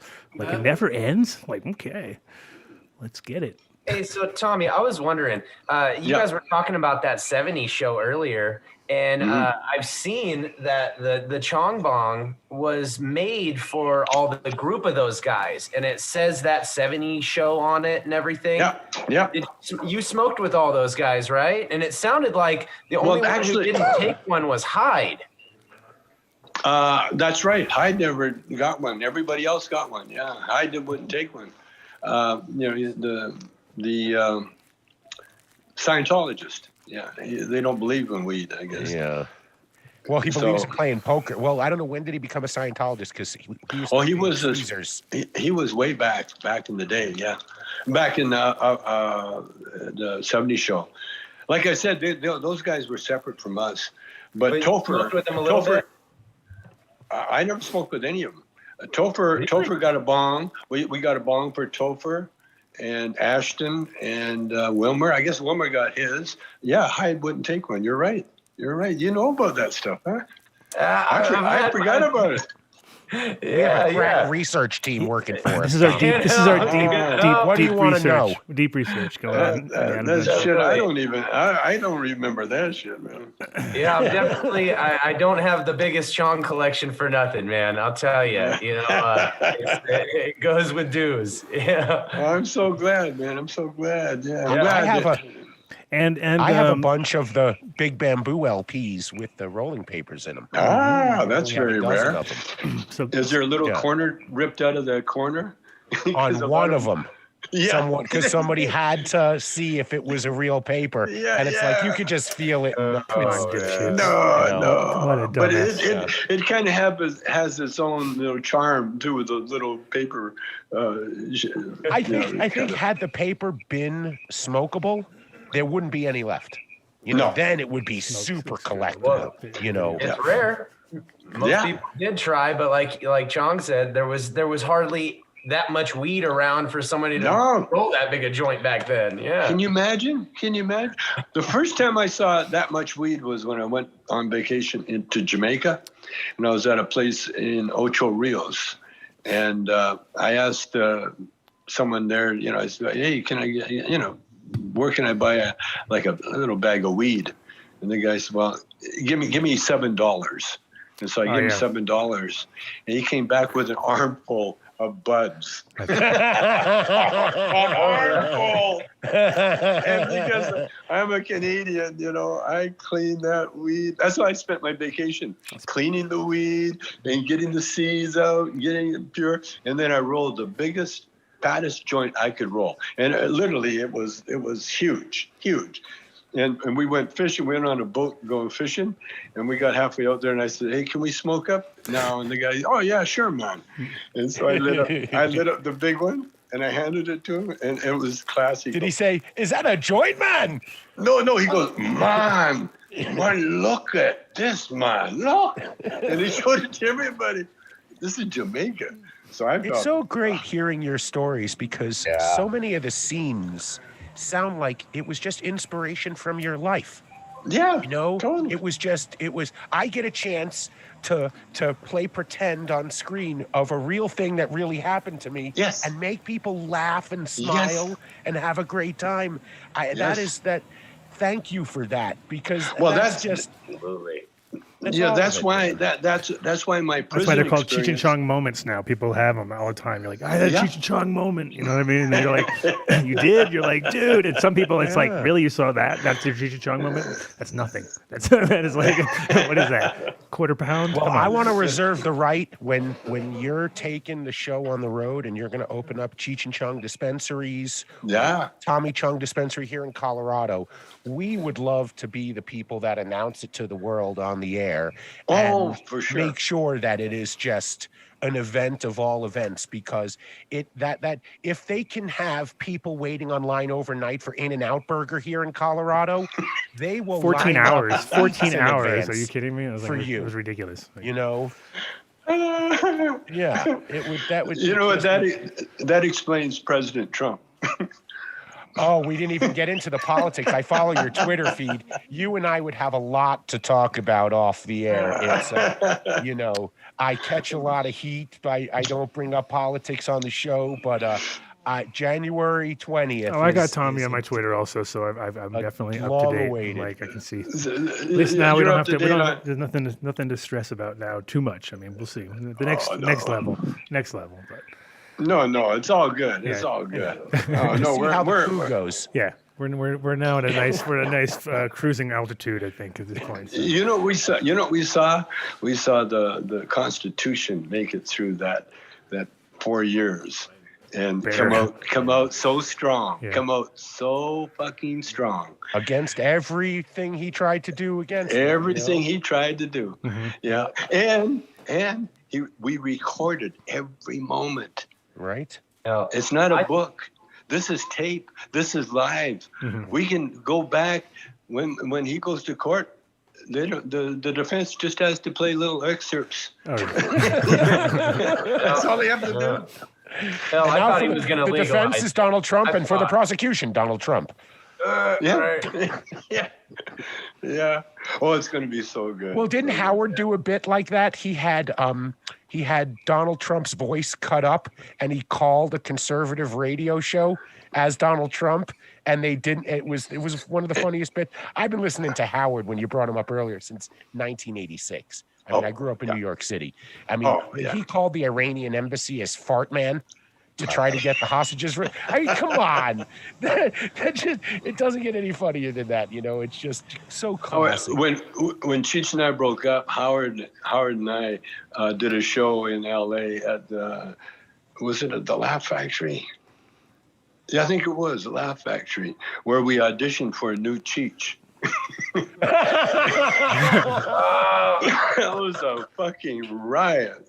It was a riot. Adam wants to audition for that role. We had 90-year-old ladies show up. Nice. You know? We had everybody showed up. Everybody showed up. Please tell me there's video of that's going to come out, because I have to see that. Oh. We got it. No, I don't think we videotaped it. It was all radio. It was before videotape. Oh, yeah, you're right. Oh, what happened to me? Oh, I'll tell you one thing. Back in, there's a documentary. There's a documentary, a Cheech and Chong documentary, where it's my daughter and her guy. He's a filmmaker, David. They dug around and found all that old footage that I'm talking about. You know, like when Cheech and I, just before we discovered Lou Adler, and Lou Adler discovered us, we were doing a gig. We found a club. We found a club that somebody's Zoom calling. Make them go away, Mark. If they're calling, text and tell us who you are, so we have a reason. But anyway, Cheech and I opened up the first comedy club in LA. It was before any of the clubs, and we called it the First Stage. And we found this empty club on Santa Monica Boulevard. And so, in order to get an instant crowd, we put an ad in the trades paper that we were shooting a movie and we needed extras to come down. We need people to come down to be in the movie. And we had to line up down the block, around the corner. It was incredible. And so when the night came, what it was that we were performing our act. And then we had an opening act, a trio from Chicago called Madura. Incredible speed jazz guitar. And so they opened. And so as the people come to be in the Cheech and Chong movie, we said, okay, here's the deal. They're going to be performing on stage, and you're the audience. And all you have to do is just enjoy the show, you know. Excellent direction. That's it. And oh, by the way, you have to buy your own drinks. You know, nothing's if you want, it's like a real club. It's a real club, and you're in the audience. And they said, okay, I can do that. And so I packed the club, and we did the show. And when it was supposed to be just a scam, you know. And so I'm doing the scam, and we get a call. It's a photographer, a cameraman. He says, hey, do you need a cameraman? I said, yeah. It's okay. I'm in. The only problem is we never got sound. Never got sound, but we got a silent picture of the whole show because it was a scam. You know, I'd still pay to watch it. Well, it's going to be in the Cheech and Chong documentary, which will be out maybe next year or whatever. You know. So you guys toured across the world as Cheech and Chong. What were some of your favorite countries to tour and some of the best weed that you guys found in other countries? Australia. Australia was our sister tour. Yeah, Australia. From Nimbin or that something? Was the only. From Nimbin? I mean, we would go. Yeah, no hippies then. No, there were no hippies. Pre-hippie. Oh yeah, pre-hippie. Yeah. So it was like Vietnamese weed or some Vietnamese weed or something like that, probably. They might have been there, but they weren't on the news, you know. But no, we did all of Australia. We did Adelaide. Now, when we were in Adelaide, that's sort of like in the center. Mm-hmm. we're at the guy's house, and all of a sudden this hippie comes in, and he's got foliage all over his hair and everything else. He's living pre-wook. He's living in a briar patch, and he does mushrooms, and he lives there. He actually lives in a briar patch, and we had a nice time with him for a while. But yeah, we did all of Australia a bunch of times, too many times. Yeah, and what year was, and that was like you're saying that's pre what I forget, but like what year? 70s? That's in. Yeah, that had to be after 71, 72, 73, 74. It was around. Just interesting that they our record time. We were like on a kind of a record promotion deal, kind of some of the. We played one. We did one tour in England. Which was pretty funny. Peter Sellers actually produced the tour, kind of. We met Peter. He was a big fan. And when we flew into London, into the UK, he met us. The stewardess came over to us and says, when you get off the plane, don't go with everybody else. Follow me. We'll take you to Mr. Sellers. Yeah. And so Sellers, there's a limousine parked, and we're walking toward the limousine, and then all of a sudden the window goes down, and a hand with a great big hunk of hash with the end burning comes out. It comes out, and that's what greeted us as we walked up to the car. That's funny. As it should be always, anytime someone picks you up at the airport, there should be a big chunk of hash burning in the car. Yeah, just like that. Burning. Yes. We promise when you come to Colorado, that is exactly how you will be picked up from the airport. Okay. I guarantee you. Yeah. That's no, a deal. We're holding a big ball of hash, and it will be lit, so we can read and be burning. And be burning. We'll slowly just go just out of your reach. Just keep moving it. Yeah, it's awesome to be able to go through all these stories. Jason, so Jason also had some videos too, right, of the production and stuff that you sent over to us. Yeah, I sent Mark some videos. We did the Chong videos, and we also our show Operation Pipe Dreamers is a production with Jason Harris, and it's kind of a tribute to the name of the operation that John Ashcroft messed up. So I love it. Yeah, so it's Pipe Dreamers. Pipe Dreamers, and it's based around 12 really elite glass blowers, and it's their journey to be the elite of the elites, and it's a really cool cyber challenge, and we've kind of become the ambassadors not only for the glass blowers but for cannabis. We're blowing 30 pieces of glass over the 6 episodes, and they're all going to be auctioned off for charity. So it's a really fun thing. These are really good artists. Yeah, you'll see in the videos we've done. Oh, that sounds so good, man. Yeah, we're going to elevate that art form right up past Van Gogh type stuff, you know. It's going to be the Lalique, you know, of our century. Yeah. Well, as we've done our research and preparation for the show, and we've added one of our judges, she is a glass blower. She is not a pipe maker. She is a glass blower, and she worked under Chihuly. And what you're seeing is just like cannabis itself, the pipe making industry is very accepted, not only because it's an operation that creates glass that we can use, but because it's gorgeous. If you look at our Instagram at Operation Pipe Dreamers, you will see the artists and you will see their work. They're extraordinary. If you're a Kobe Bryant fan or if you're a Rainbow fan, you will see things that will blow you away, like the glass animals you saw at Disney. Say the Instagram link again. It is at Operation Pipe Dreamers. Again, like it was Operation Pipe Dream that caused all the problems, but these are dreamers. And just like the industry itself, it's crossed a threshold, and it's accepted more than it's shunned, and I'm proud to be part of it. I think one of the coolest things, besides making us laugh, Tommy, one of the coolest things you did for a lot of us who, as director in live sports and other things, is you had the courage to make it acceptable when it wasn't. And so sometimes I was the one guy that didn't go to the bar. I got high and went to bed, but yet I was kind of the ugly duckling, and I didn't really care, and I never changed. And it was kind of the same message you made. Not only were you funny, you said you didn't really care because it was what you did and it was who you are. So we've always taken this message in our show that we are a good group of people. We have ambassadored a good message, and we've also been the least troublemaking group of all the entities that I've ever worked with. And I work with a lot of people that go out late at night, and I'm really proud of the messages that we still tell about cannabis. We are not afraid to say we use it because it basically helps us do what we do. Hear, hear. Yeah.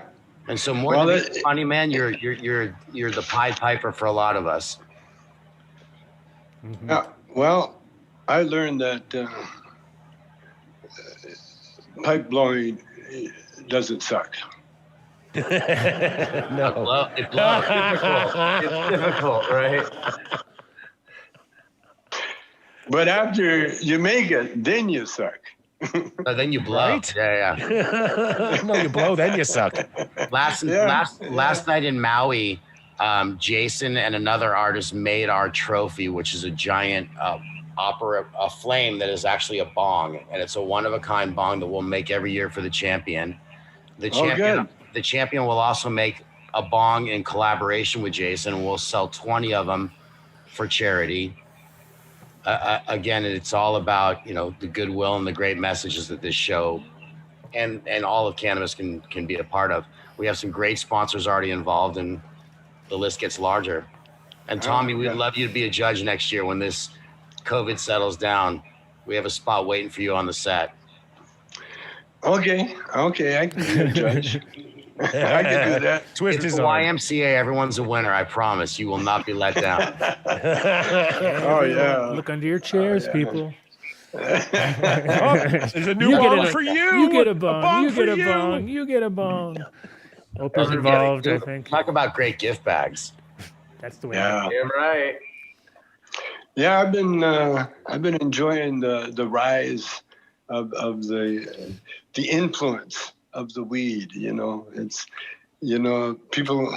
I got strips now, you know, that I give to everybody, and they love them because they don't smell, and they're like breath strips, and you just put them on, and so you can walk around in that state in which they do, and they use it. They say they use it for sleeping. But which is true. That's like the soccer mom excuse for everything. Sleeping. Yeah. For breakfast.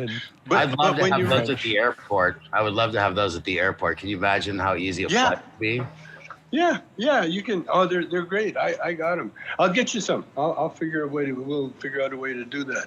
We'll have that in the. I'll trade you a bong. Yeah. Okay. That's the deal. What was that? I just saw you made like a spoof Cadillac commercial. You know, in the car, or it was like so good. It was they called it like the car commercial that never aired. And you sort of, it was just an amazing piece. It was all about how at the end of it, you pull out one of your wipes so that you take the smell of weed away because you're a parole officer. God, I haven't seen that one for a while. It's running now. Yeah. There's a lot of Chong stuff, a lot of CBD stuff.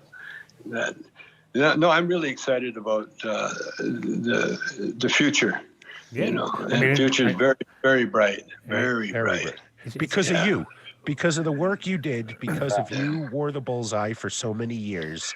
That's why we have what we have today. They asked me, how I wanted my legacy, and I was saying, I said, we need our own Mount Rushmore. You know what I'm saying? Right. Mount Stone. And you know where it should be? Stone Mountain in Orlando, the city. Stone Mountain. And I would like to have me and Ed and all the people carved in stone. Really up there. Carved in stone in the Stone Mountain. Wouldn't that be cool? That. Yes, that would be amazing. We'll start working on that one. We're gonna start working on that one. Oh yeah. Campaign for that. Yeah. Well, the thing is, have our own Mount Rushmore, and ours will be Mount Laid Back. Exactly the opposite of rushing more. Right. Well, it's funny because it's like I think we're finally. I thought 2020 was going to be the year that everybody kind of figured it out because of the irony of the 2020 vision and the Mayan calendar and everything kind of coming together. Then we got sort of sideswiped.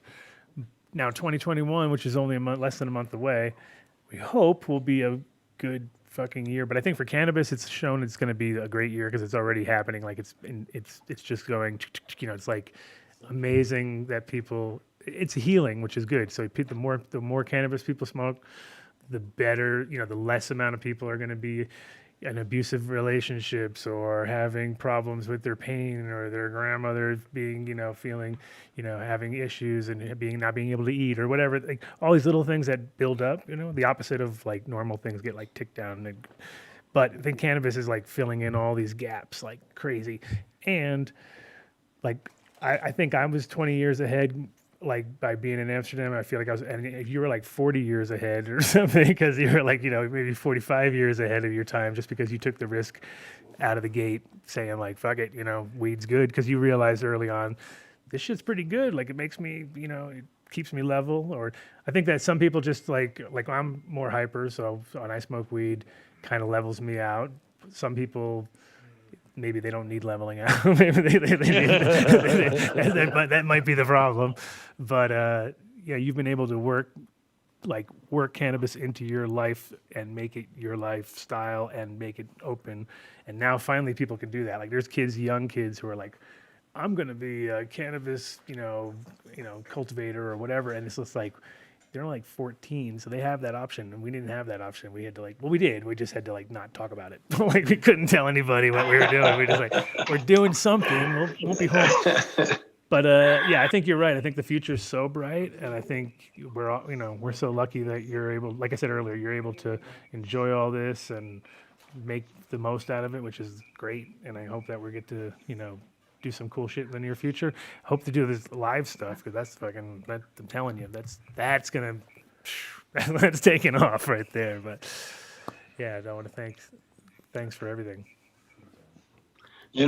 I designed a drive-in movie theater before the COVID, before the virus hit, and check it out because I got a buddy that has old used cars. Mm-hmm. And he sells them over to Europe. They're collector items. A lot of them are collector items, but he's got a warehouse full of cars. And I thought it would be very cool to have a permanent drive-in where the cars were permanent. I like that.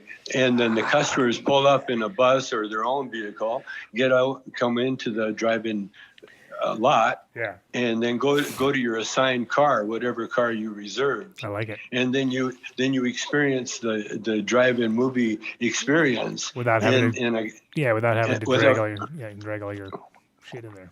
I like it. Yeah, well, and drive or be in line and drive in, drive out, because that's driving anywhere that takes skill. But that's the way, and also the place would be beautiful because it wouldn't just be cars driving in and out and ruining the spot. Right, so it'd just be like nice plants growing through. Like you could grow plants through the cars. You know what I mean? Like make it like a half junkyard, half junkyard almost vibe, but in a good way.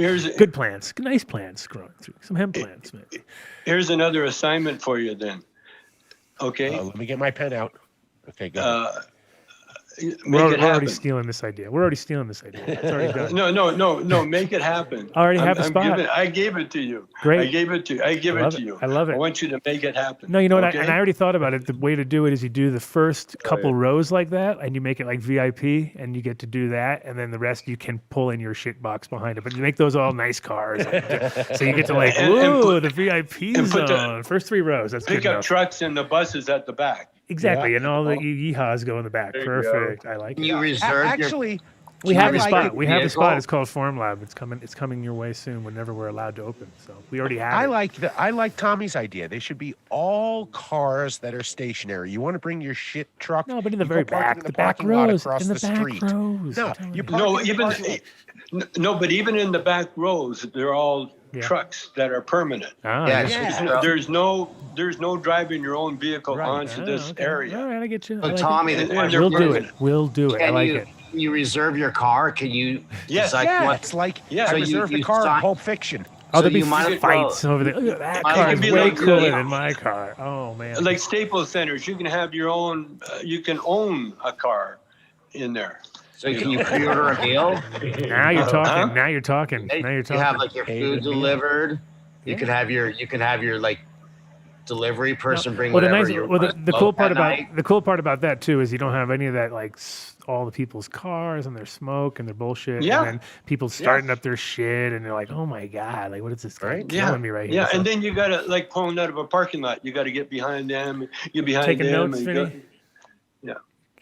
It's already done. Done deal. It's a done deal. It's here. already a done deal, dude. It's already in motion. Like we've already got it going on. See, bam, Farm Lab is. So do you know about the done deal, Tommy? That's our thing on the show. So we have our sponsors who all offer a discount, and we call it the done deal. Okay. For Adam.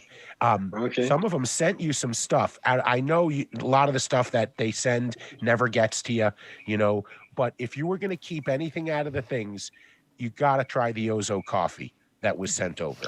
Holy moly. Oh, yeah. This stuff, these are friends of mine, coffee company, and they're like the strain hunter of coffee beans. So they send someone to some farm somewhere in South America, anywhere there is, and they negotiate and they buy the lot and they send the bean back green and then they just roast it here. And wow, it'll change you. If you're a coffee drinker, it'll change you. That's my wife is, and my sons are, and I am. Once a month maybe. I'll do that.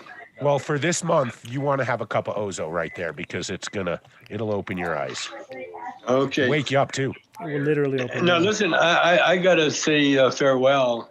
Yeah, I'm glad you could hang out with me. Extra time was awesome. Yeah, Thank you so much. My parole officer's at the door. Yeah, we kept you for a long time, and it's much appreciated.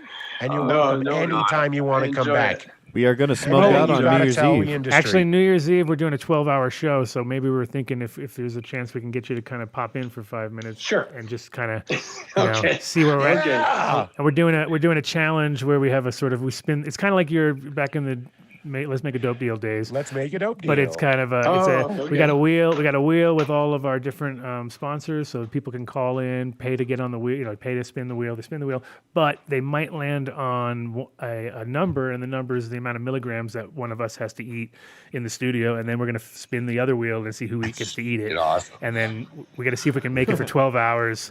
And you never know. You could skim by and not have to eat any edibles. You might just get hit 1, 2, 3, and you're done. But if you're we're like, making a wheel, your names have to be on it too. It can't be 10 digits have Dave in it. No, mine will have it. I'm not playing this to get Dave stoned out of his mind. No, that's happening anyway. Don't you worry. Dave's will not be here at the end of that show. Dave will be here. High as shit. By the end of that show. But yeah, we definitely want to get you in at least for a second to say happy fucking New Year. We won't keep you for 2 hours either, but thank you so much for your time. 5 minutes. Honored. Thanks, Tommy. Okay. Hey, thanks, Tom. Thank you, Tommy. Thank you, Tom. Take care, man. Peace. Now, how do I get the fuck out of here? That's the best part right there. That's the best part, watching them try to figure out how to get out of there. Oh, I made it through without tearing up. How about that? Come on. Yeah, it was really Come cool. on. We all did on the inside. The whole way without tearing up. Didn't even get, I was okay. Yeah. All right, good. And what was really cool about Tommy is that when Jason and I went to his house to shoot the video. Wait, went to his house? Yeah, we went to his house. Fucker. So, I mean, it's weird because I've met every athlete in the world that means nothing to me. I was more nervous than when I got married. And he walks out without a mask, and Paris goes, "Dad, you got to put a mask on." He goes, "Why, man? I've already gotten over my syphilis." And it's just like, that's how he is. He's the guy in the movie, but he doesn't change when you're around him. And to me, that's really special. When I'm around athletes all the time, most of them are great, but they're not Tommy Chong. And it was a special moment. And that is something that what we just all experienced is the same person in the movie. He's just happy to tell anyone anything. And I admire your collection, by the way. Adam's been making fun of me for 5 days. I made the mistake of mentioning that I was nervous about since the day I met you. Actually, since the day I met you, but not. Yeah. But anyway. Specifically for Tommy coming on the show. Oh, okay. It was fine. I made the mistake of mentioning it out loud. Maybe we can make sure we're here on time. Dave, I respect you totally. And I haven't had a house for 4 years. Today, I'm supposed to move into my house. Jason calls me and says he can't be on this. So I don't need a house. I would rather do this. Damn right. Yeah, I'll do it. Way more important applause or something. Come on, more Mark. important than a house. I mean, like I said, the guy reminded us it's okay to smoke. Not that it's not only it's fun, but it's okay. Yeah, I mean, come on. His wife had to get him off the show. He probably would have stayed on with us for another half an hour. His son dragged him out of He chatting smoked a with piece us. of bamboo for crying out loud. Did you notice they all grabbed our stuff the second he grabbed it? It was like I'm smoking this count. It's okay. I got another Tommy who's going to jump in anyway, so then we can keep the ball rolling and we can all pretend it's him, but it's okay. Yeah, it's actually Tommy from Fish Shit. So Tommy, I apologize. Anyone's I welcome. was supposed to text him when Tommy was on the show so that he could talk with him. Oh, I know. And I fucked it all up as usual. And I It's originally totally my told you to fault. have Tommy at the end so we could kind of all ease into it. No, you told me to have Tommy at the end 45 minutes before the show was going to start. I thought it was common booked sense. him 2 weeks ago. I thought it was It's common not sense. common sense. I told you 2 weeks ago. I got him for 4:30 for an hour. Have you He's ever- a little old. Have you ever? He's got to have you go ever for the done early Have you ever done a bird. show before though? You have to like build up. Like these are the opening couple of acts. years I have These been guys would be the doing it, yes. I have openers, a little right? And then we'd have experience. Tommy, and everybody would be like, "Yeah, now it's Tommy," and we're all cool. Now we just So like. your name is on the show. It's literally Now entitled everyone's like, The now Adam people are Dunn like, Show. oh, Tommy's gone. Well, I'm over it, and then That's we don't the sound you hear. Killed it. All right. I got him to do one It's okay. sponsor. No, it's all good. Ozo. It's all good. So listen, actually, both of these guys are going to be on for the New Year's show. So Kevin doesn't know it, but he's got a whole complete thing he has to do, which I'll have to explain to him off show. But I've already got it figured out. I was like, yeah, got it. Looks like I have duties. Yeah, it involves some acting. But it's not gonna. Don't worry. I'm sure Jason's Well, already let's make a dope deal. along That's all I the kind of, but not really. Don't worry. I'll tell you on the side. I got it already figured out. A glass deal. Yes. How about that? It is a glass. Right. Now you're talking. Kind of. Or both. And then Jason, I talked to the other Jason, and he's ready to do something wacky. So whether it's where he's home, and maybe you'll be the Vegas edition. You're in Vegas. You're permanently Vegas guy now, or what's the deal? You said you're getting house. So we have. Not you. No, not you. Oh wait, Jason. I am. I live here now. Oh. How long is that gonna last? I direct the World Series of Poker, and I direct a ton of poker shows. Wow. So I mean, that's fine then for you. That's perfect. yeah, and I direct the X Games, and I direct college football for ESPN. So I have a whole life, but in sports. But that's what you're saying about sports guys. I get you. But I came out here because and met Jay, and I think this project just means too much to me. Nice. Like I said to Tommy, this is our chance to say that we're not high people that have no purpose. We are going to raise money. We're going to raise awareness. The last 2 episodes, the guest judge is a cancer survivor and a veteran, both of them who survived based on the use of cannabis. And that's a pretty heavy message. Mm-hmm. Oh, it's. I mean, the good part about it, working with cannabis in general, is that as long as it's been treated correctly and it's not like some bullshit where they say it's got something and it doesn't have it, or it's been like, just processed wrong, heated up too much, whatever for whatever reason. But as long as you just treat it good and they apply it to pretty much whatever like thing it needs to be. Like for instance, like skin stuff. Like when you see how quickly somebody who has like skin cancer or melanoma or some situation, they put a couple things of oil on it, and like 3 days later, it's like, fuck, it looks like it's gone. You're like, holy shit, dude! Like that shit's powerful. And that's just like some 3-year-old hash left in my drawer that I just grabbed and go, yeah, this is some old probably CBN and by now or whatever. And then they just mix that with some coconut oil or whatever and put that on some thing, and overnight it works, and you're like, dude, this shit is like so good. Like, so it's gonna work no matter what you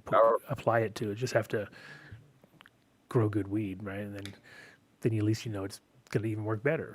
Like it'll work even if it's shitty. That's the funny part. Like we were saying about how Tommy, and then like kind of discredited the whole RSO because he was kind of the we didn't talk about it but earlier, but when he was pretty public about his cancer or whatever, that it kind of was like, oh yeah, let's all right, go Tommy, he's gonna do it, he's gonna use it. And then he was like, it wasn't really working. You know what I mean? The thing is, it's not a miracle like you guaranteed is gonna work. You have to stay at it, but the whole deal is you just gotta fucking bang at it, and it will work. You know what I mean? It's just like you have to like, it's hard to mix it with 2 things. You can't like go like half and half. You know what I mean? You have to really be like, yeah, but it's also hard to get in the way of someone's medical treatment when they feel they're going to do their thing. That's really if they believe in what they're doing, that power of the mind to me is more powerful than whatever. But what I was going to say earlier is that the RSO, that Rick Simpson oil, technically RSO, is crap. Miraculous stuff. No, it's crap.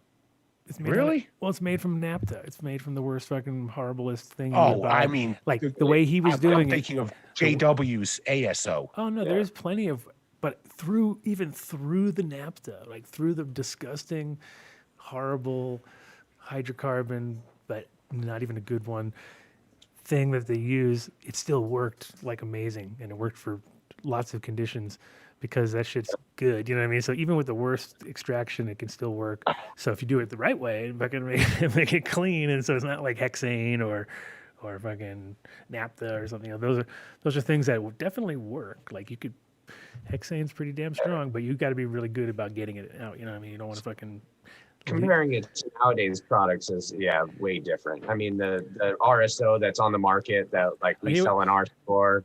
It's way different. I mean, basically, his was like literally with a piece of wood and some fucking naphtha.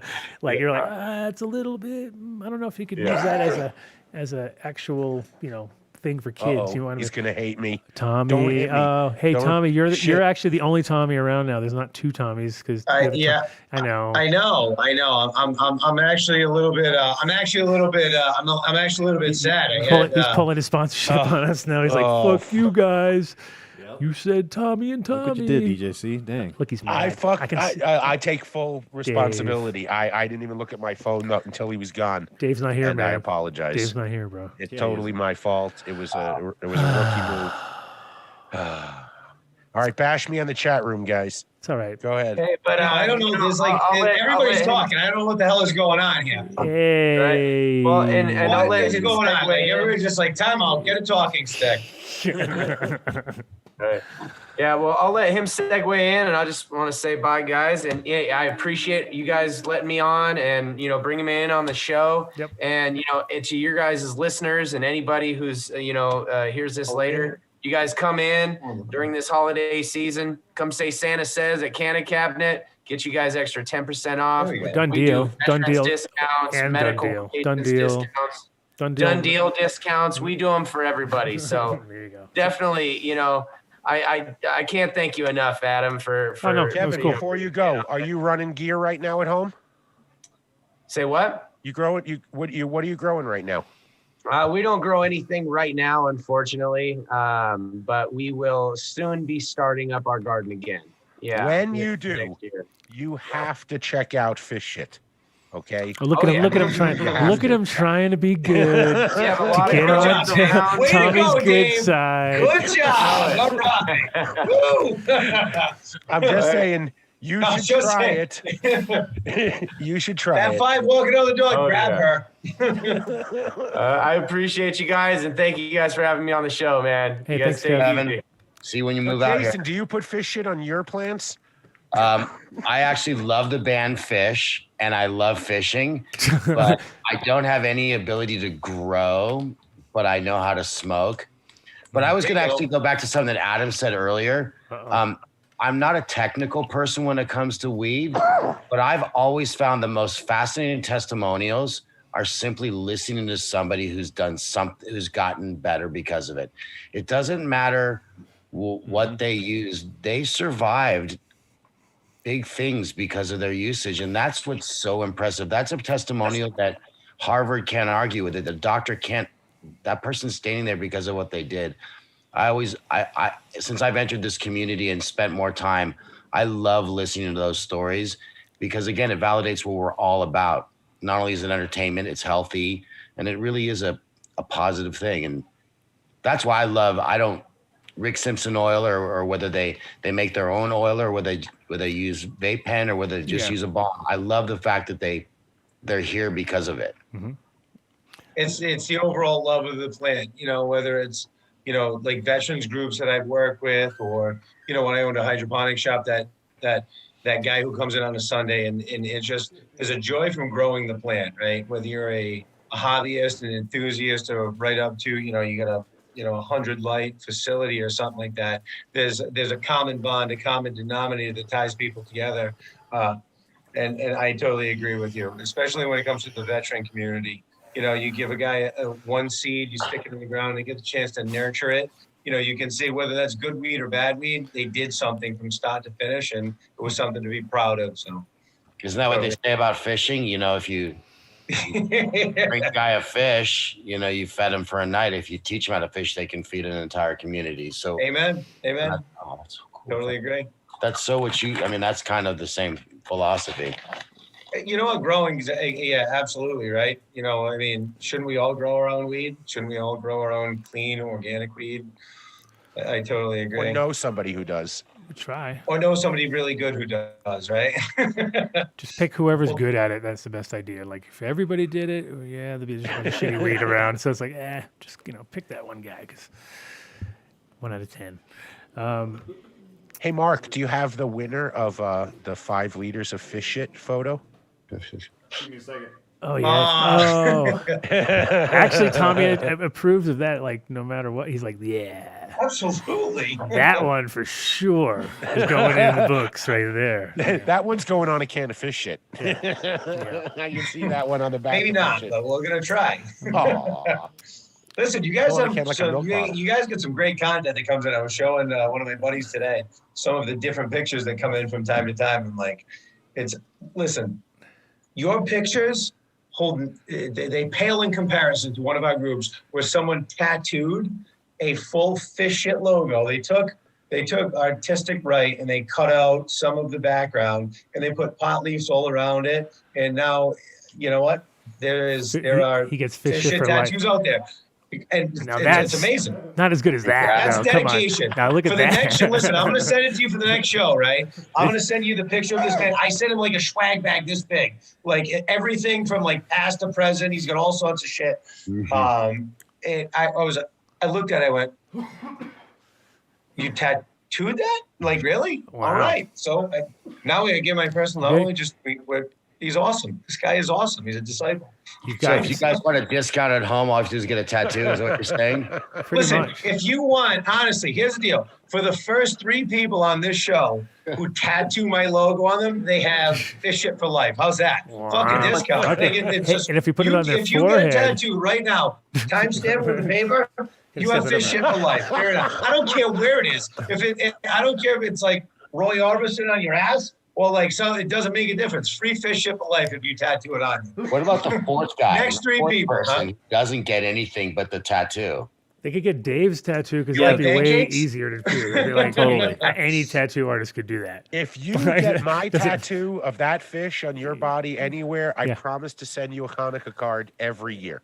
And bagels. No question. And bagels. And bagels. That's Yes, good. a dozen bagels they're once kicking a year. it. Oh, Yeah, now up it's in the moving ante. up a notch. Moving up a notch. Yep. You can get that one covered up real easy too. Yeah, just do that for a couple of years. Get your bagels on, then cover that bitch up, maybe with a fish shit thing, and then you're doubled with another fish. See, that's why Tommy left. They had to light the candles because tonight's the first night of Hanukkah. Yeah, he got in trouble. You know, he did. We pushed it though. We did our best. We did. To keep him We hanging did. around. I could tell though. You see, I was like, let me quit. I'll have to get it ready for the big. I'm glad you got that New Year's thing in it. I was just going to send him a note after the show and just say, Oh, hey, no. by the way. Yeah, speaking of New Year's, there so you go. good. There's a good film. Look at you and your segues. So, Tommy, you ready for New Year's? You ready to roll? You got some? Me? Yes. All right, so I made the call. Are we talking to me? Wait, there was another Tommy. I'm the Tommy now. It's just you now. There's Okay, one. so I'm the I Tommy? know. All right, I know. You're the So wait, salty listen, I just Tommy. want to let you know, Dave You're told me to salty wear a hat Tommy. earlier. I just want to let you know, Dave told me, he's like, put your hat on. He's like, put your hat on. He's like, there's a glare. I'm like, I can't put a hat on. I don't wear a hat. So anyway, the Tommy with the Dave's glare telling on you his head you is have here a right glare now. on your you head. had the That fish Dave- Glare. background This is on. coming from the. Wow. That's the Put the pot fish calling a background kettle on. black right But there. I don't know what we're doing for New Year's. I'm from Rhode Island, as you and all the rest of the folks that follow the news media. We are the #1 worst place in the world to be right now for COVID. No, it's just because of the numbers, dude. It's just stupid. Like people are like, No, wait listen, a minute, there's so- an X amount of so, people. you know- If like 3 get it, you got it. Everyone's got it. That's it. You're done. All right, 3 equals 80%. Like, you know Okay, what so I my mean? Like, father gets it, right? So my father today was his first day out of quarantine. So my dad gets it. He comes to my house to see my Christmas lights. We interacted. I'm in the middle of Oklahoma traveling last week. He's like, kid, I got to tell you, I got COVID. I'm like, what the fuck? Actually, we can have it. As you're Like, putting up the thing, he what tells you. do you mean? What do you mean you have COVID? I was with you. You came by to show me a 10-month-old puppy, a 10-week-old puppy, and your wife who just tested negative. Now you have it. What do I do? So I'm like, all right, well, let me sit here and decide what I'm gonna do. Okay, I'm not sick. Dad's all better now. He's out today. I called him and said, what are you doing? I'm getting cat food. Got to get him chug some fish. Doctor shit. said I can go away. So as far as COVID goes in Rhode Island, we all know like 25 people that have it right now. Well, that is Rhode Island in general. It doesn't Everybody- matter. It's not about COVID. It's about Rhode we know Island. Rhode Island. In Rhode 25 Island, if people, you that's know, 90% of the population of if the you state. know one guy, Well, I know- 20%. That's it. It's just the way it is. It's always like that. So Listen, you go to church with the guy, you talk to somebody's mother in Delhi. We had tryouts at this. Before you know it, like we're literally connected by one. Forget Kevin Bacon. We're all connected by 1 degree of separation in this state to know somebody who has COVID right now. It's crazy. Right. I'm still traveling. I just got back from Oklahoma. I did the Cowboy Cup. Oh, tell me awesome about that. event. Tell me about that because I saw some video and You know what? I'll tell you, I blew it, right? I had, everybody said to me, you got to go to the Cowboy Cup. You have to go to the Cowboy Cup. We showed up 3 hours early. We call it a foxhole. When we do a day early, 3 hours early. We showed up 3 hours early. We decided to drive back to OKC. We looked at the venue and said, what is this going to be? We drive to OKC, then back to Stillwater.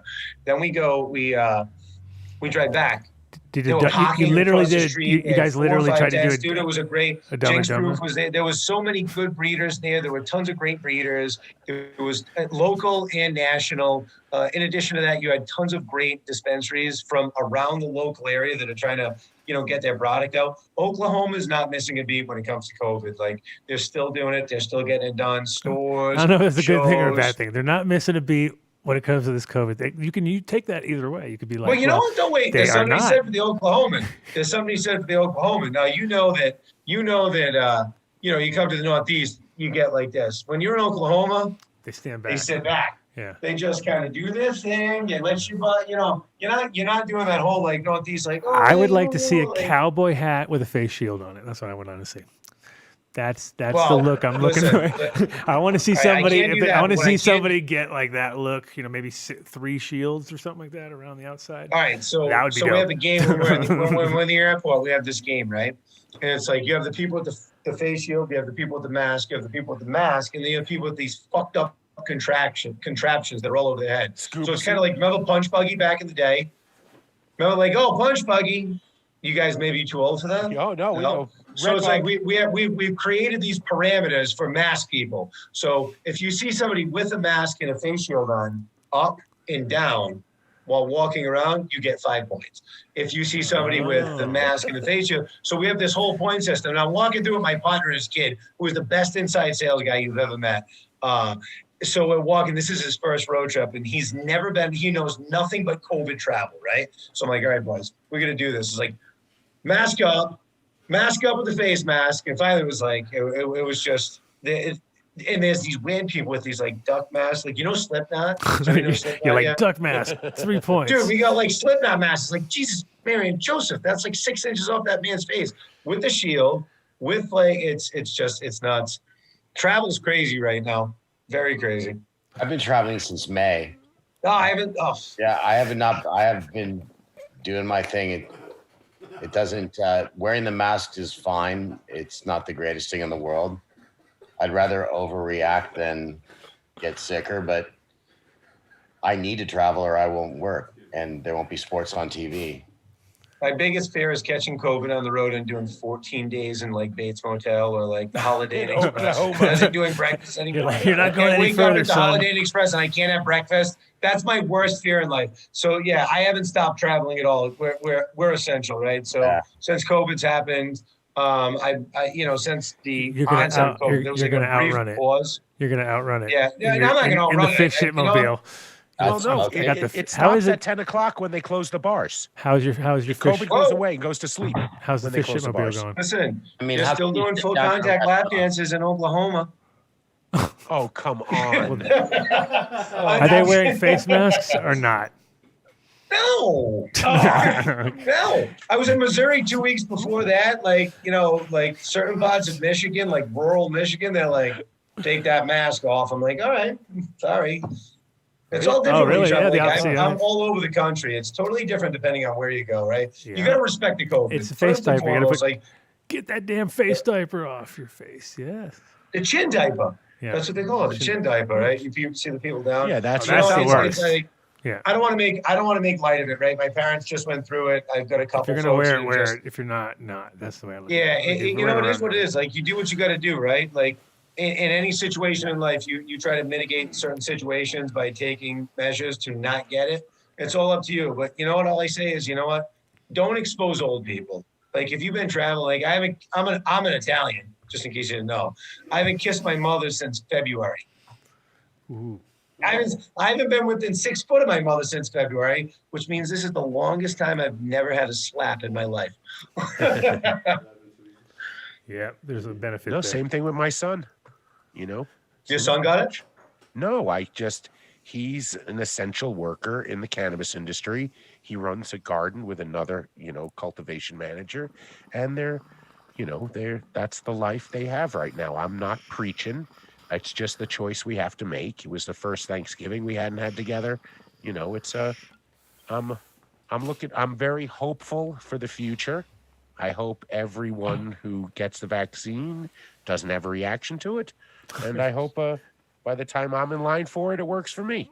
Oh You know, yeah, look at you! Look at you! So you're not getting it next week? You're just gonna keep rolling back in the line and waiting until You're not getting it first? No, I probably would feel comfortable after 50, 60 million people get it rather You than know 50, they're rolling it out in 60,000. Rhode Island next week, right? So Yeah, but to frontline firefighters and to first responders. Yeah. Yeah, It there's hospital. Listen, you know what? Some new news came out just yesterday, right, New from the news. UK that they're saying don't if you're elderly, this vaccine's not working for them, and there's been those are the people that need it the most. Right, I know, right? Like, you go fuck. What the hell? Okay. And then there's a. If I you have read allergic something about, reaction, you should to anything. You shouldn't have. Right. It. That's like that cuts out. they're getting Bell's palsy. That's what they're the allergic reaction people. My girlfriend, my That's not ex-girlfriend very had that. good. That's not a good one to get, right, Dave? No. Well, I'd rather get Bell's palsy than die. You know, if that's my choices, I'll take Bell's palsy. I had a girlfriend Yeah, that no had shit. it. You know, I had a girlfriend who had it, and it was like it came on over like a couple days, and it was just like she kept talking to me, and she's like, "Yeah, I feel this weird thing," you know, and we didn't know what it was, and it was just like all of a sudden she was like, she had that kind of like burp, completely frozen on where one she side. she has to blink her eye to keep it from drying out. Yeah, it was like, oh my god, this is so weird. It's like definitely trippy. My buddy Chris had it when I lived in Eugene back in the early 90s. You know, it just came on. It took like 6 weeks to go away, but it went away, and that was that. Weird. Bell's palsy? Yeah. Yeah. It's a strange So one. we need to pay some bills too. No, because we- there's well, a we guy, can- there's we a got- fish shit we got- sponsor. We got about, yeah, I guess we could start now. Yeah, that's a good idea. Let's do it. Let's talk go about through- fish shit. We'll go through the sponsors. Jason, I mean, it's up to you if you want to hang out, but Well, Jason just wanted me to let you guys know that he does have some really killer merch. let's For whatever it's worth. Here's his reggae shirt.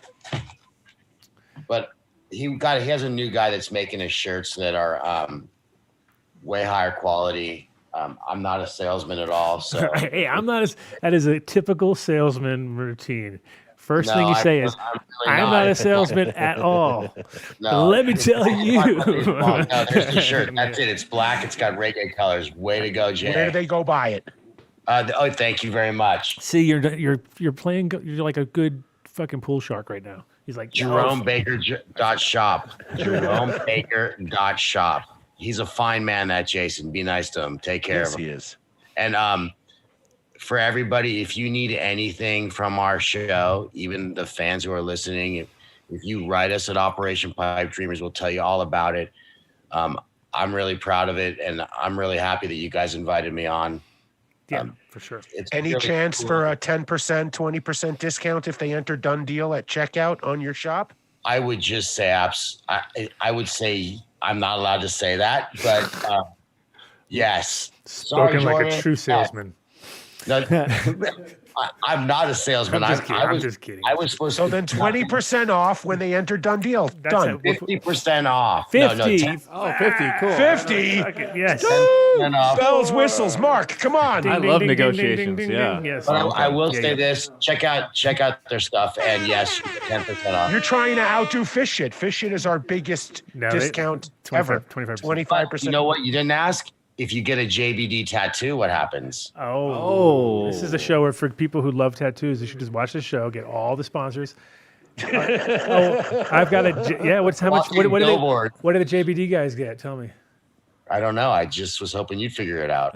The $1 million Chong Bong. I will personally, for the first person, First personally person? buy them. The first person.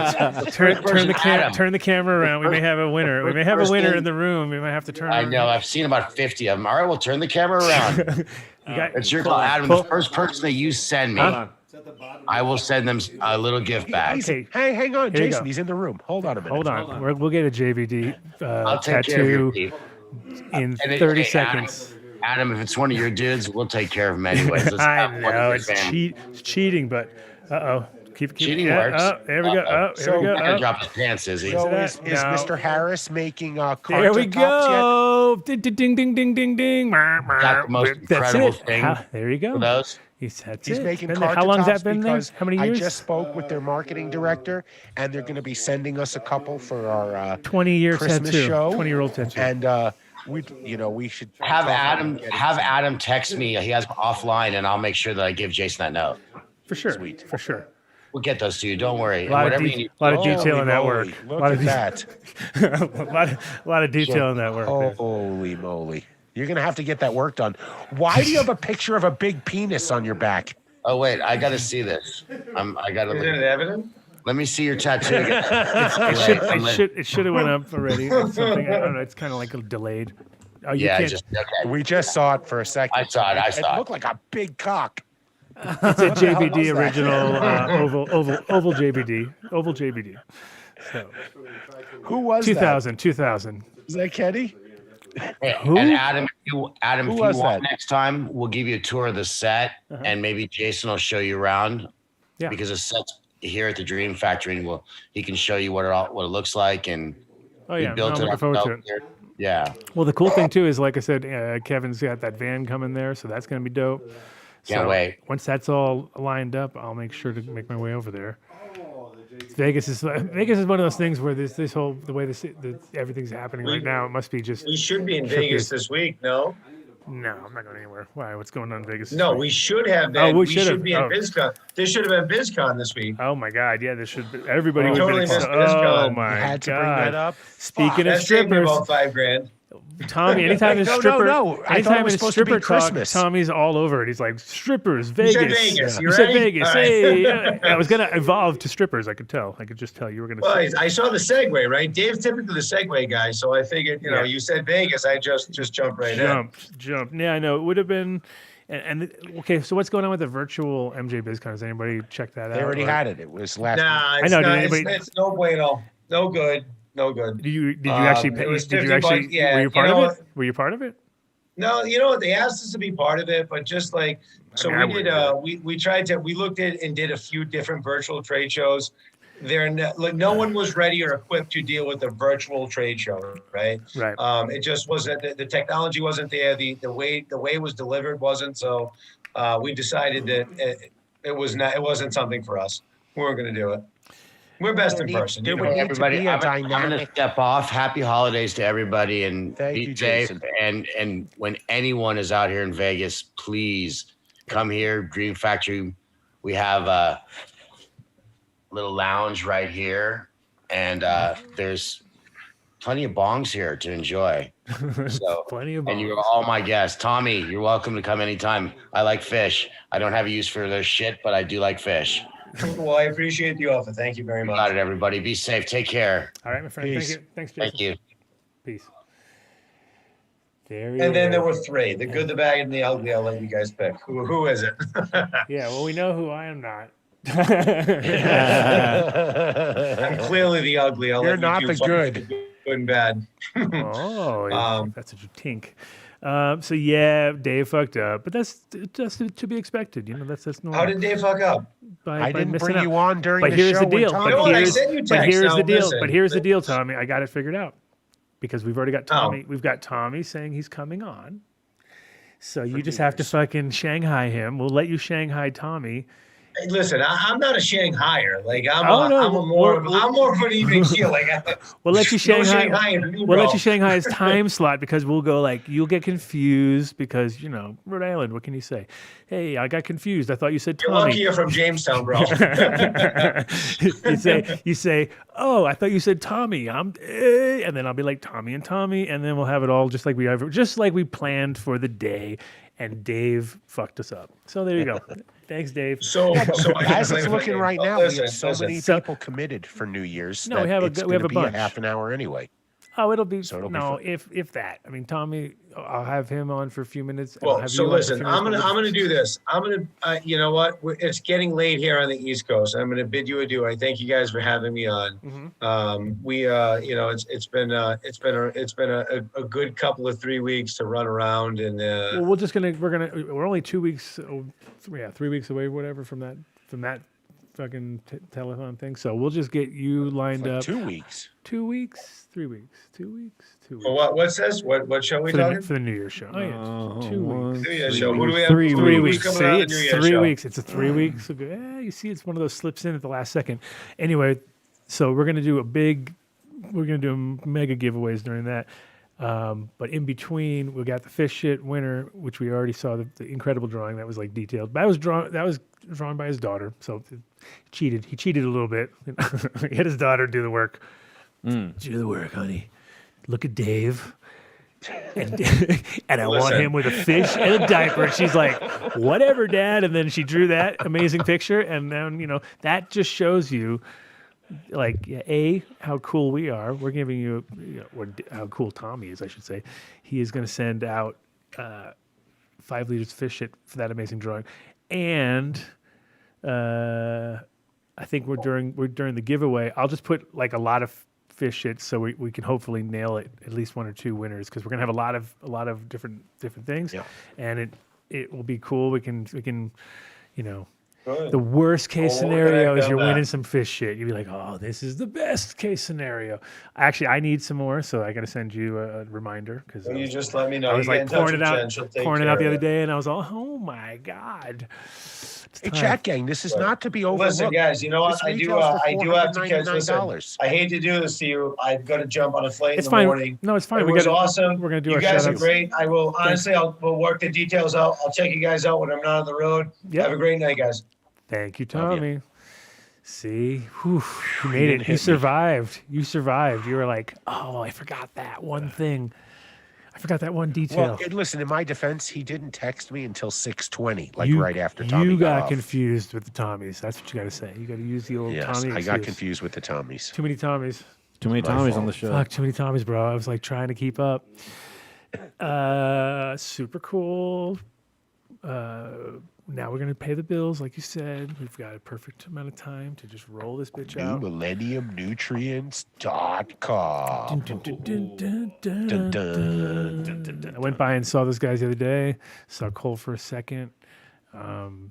Definitely some people are calling in. They're getting taken care of. Every time I see, oh, hey, I just sent something out to somebody. I was like, that's what we want to hear. So contact them at NewMillenniumNutrients.com. If you need some coaxing, you can maybe get them to send you little sample packs of whatever. Definitely try if you can try the winter. If you want to buy something, just like get a thing of winter frost, finish out your crop that you normally do, and you know exactly how that thing finishes off. You use that product 2 times, and you're good. So you can get away with a very small amount and see a huge result. Otherwise, you can use all the other products standalone too, but it's also nice to use the whole program. Just like my mom, she loves it. So check it out, and you can go on their also on their site and look at the calculator and figure out all your requirements for the amount of plants you're growing and size of your pot, etc. So check them out. NewMillenniumNutrients.com. NewMillenniumNutrients.com. But if you like edibles, if you like shatters and waxes, if you like CBD, then it's the whole fleet of medically correct companies, which is Incredibles Edibles. Yes, sir. They have Clear Creek extracts, Nove chocolates, True Pura. They're crushing it right now. You head to truepura.com, enter Dunn Deal at checkout. You'll get 20% off your order. They just sent us the gift box. And I'm telling you, I smacked my elbow. It was killing me. I rubbed their pain salve on it, and it's like I kind of just forgot it hurt. You got to try the bath salts. They're the shit. You don't eat them. I was just about to smoke them. You put them in your bath. I was going to smoke it. Yeah, we were going to smoke them. We have a pipe here ready for it. I was ready. I got my special bath salt pipe out and everything. Dude. I was ready to rock it. I want to single out their tincture. I only pull that out very rarely. Tincture. Do I pull out my bath salt pipe. The tincture is awesome. I've been taking it daily, twice a day. Yep, and I've been giving it to my dog who had in the rolled up allergy. That's the only thing I didn't take out. Her feet gone. Her feet are gone. Her feet are gone. You rubbed it on there and they're gone. Yeah, her feet are gone. Her feet. She walks on these stumps now. So it must be the way redness and swelling is gone, and she's a new dog. Along with her feet. Everybody thought the feet were gone. Yes. It's like you didn't punctuate your fucking sentence properly, bro. Your feet are gone. I'm still on Cloud Tommy. Fuck you. So you head to truepura.com, you enter Done Deal at checkout, 20% off. Powerful is what you're trying to say. Mm-hmm. It has the power to remove. Shit is power. Power to remove limbs. It says it right there. So don't forget about Incredibles, though. Oh yeah, don't forget the most important part. Fucking Incredibles, bro. Incredibles edibles. Charm City, that's a new one. What's that? And just so you know, they are going to be a major contributor to the 5280 challenge. Cookies and cream. We will have some gummies lined up. We'll also have some gummies or some candies from Canyon, and we will be having several bottles of tincture from Green Farms Med. And if Zoom worked, you would see the tincture right here. But it is this tincture. I can't even begin to tell you. I don't know if you're. I'm 50 years old, and this stuff works for me. I mean, it really 50, does. that's all? Yeah, I'm a little younger than you. I'll just drink 2 of those bottles all on New Year's Eve. So you head to Green Farms Med in Colorado Springs. You got to have a med card. Their flour is really it is on my top list right now. I have to say, Adam, I still have a full jar of what you brought me. And because I keep passing it up for Green Farms Med, he is doing something disruptive right now. Trying to bite, trying to dig at me, or what? What's going on, bro? I'm just letting you know how it is right now. That's funny. I'm telling you that Weed, bro. JW. Just keep going. Yeah, because you want to. Save Not the best for everyone last. can get Everyone your saves- weed. Everyone saves the best for last. That's What fine. was the weed that you just photographed for? Was it Pucker or something like that? Who? Holy moly! Yeah, Oh, you Dave. and you had some of it too. It's the GMO but smelling Da- one. I was okay. Pucker's nice. Pucker tastes really good. It's It's very got- yeah. it's It was very really delicious. nice. Go. And they're mystery OG. And he gave me a whole jar of just various nugs. I have like Franken nugs in here, so I can't even begin to tell you what it is. But the aroma is overpowering. He's doing something right. So if you're a med patient, you got to head down to Colorado Springs. You go to Green Farms Med. You ask for the Done Deal. They're going to really take care of you. They have a full line of medical edibles, so you can buy Incredibles there. Medical edibles. They have the Robots brand, if that's what you think. For me, it reminds me of a kid's sugar candies, but I hear they're incredibly popular. Everything. But the tincture, I'm telling you, you got to try it. This is a Dave recommendation. Try his tincture. A Dave recommendation. It is the shit. Are you trying to bite the Done Deal now? What's going on, Dave? No, not. I mean, you say Done You're Deal, trying- but you trying say to Dave sent me down to trying to ask say for the Done Dave Deal. recommendation that does not flow. Very nice. No. You've run out of characters in the code. I don't think. Dave's list already taken, bro. I know. Right? You're like the bread, bro, and you're like, no, Like not the the bread, bread, bro? The bagels, and you're like, yeah, they make bagels too, and you're like, no, but my bagels are way better. And then it just goes nowhere. So. You are going to need a med card. If you happen to not have a med card, I know we don't have this inserted in the graphics, but you got to call Holos Health. You ask for the Done Deal. You heard it here. You're going to get 15% off The van your will pull up. virtual physician's evaluation. The van will fill up. Some guys will jump out.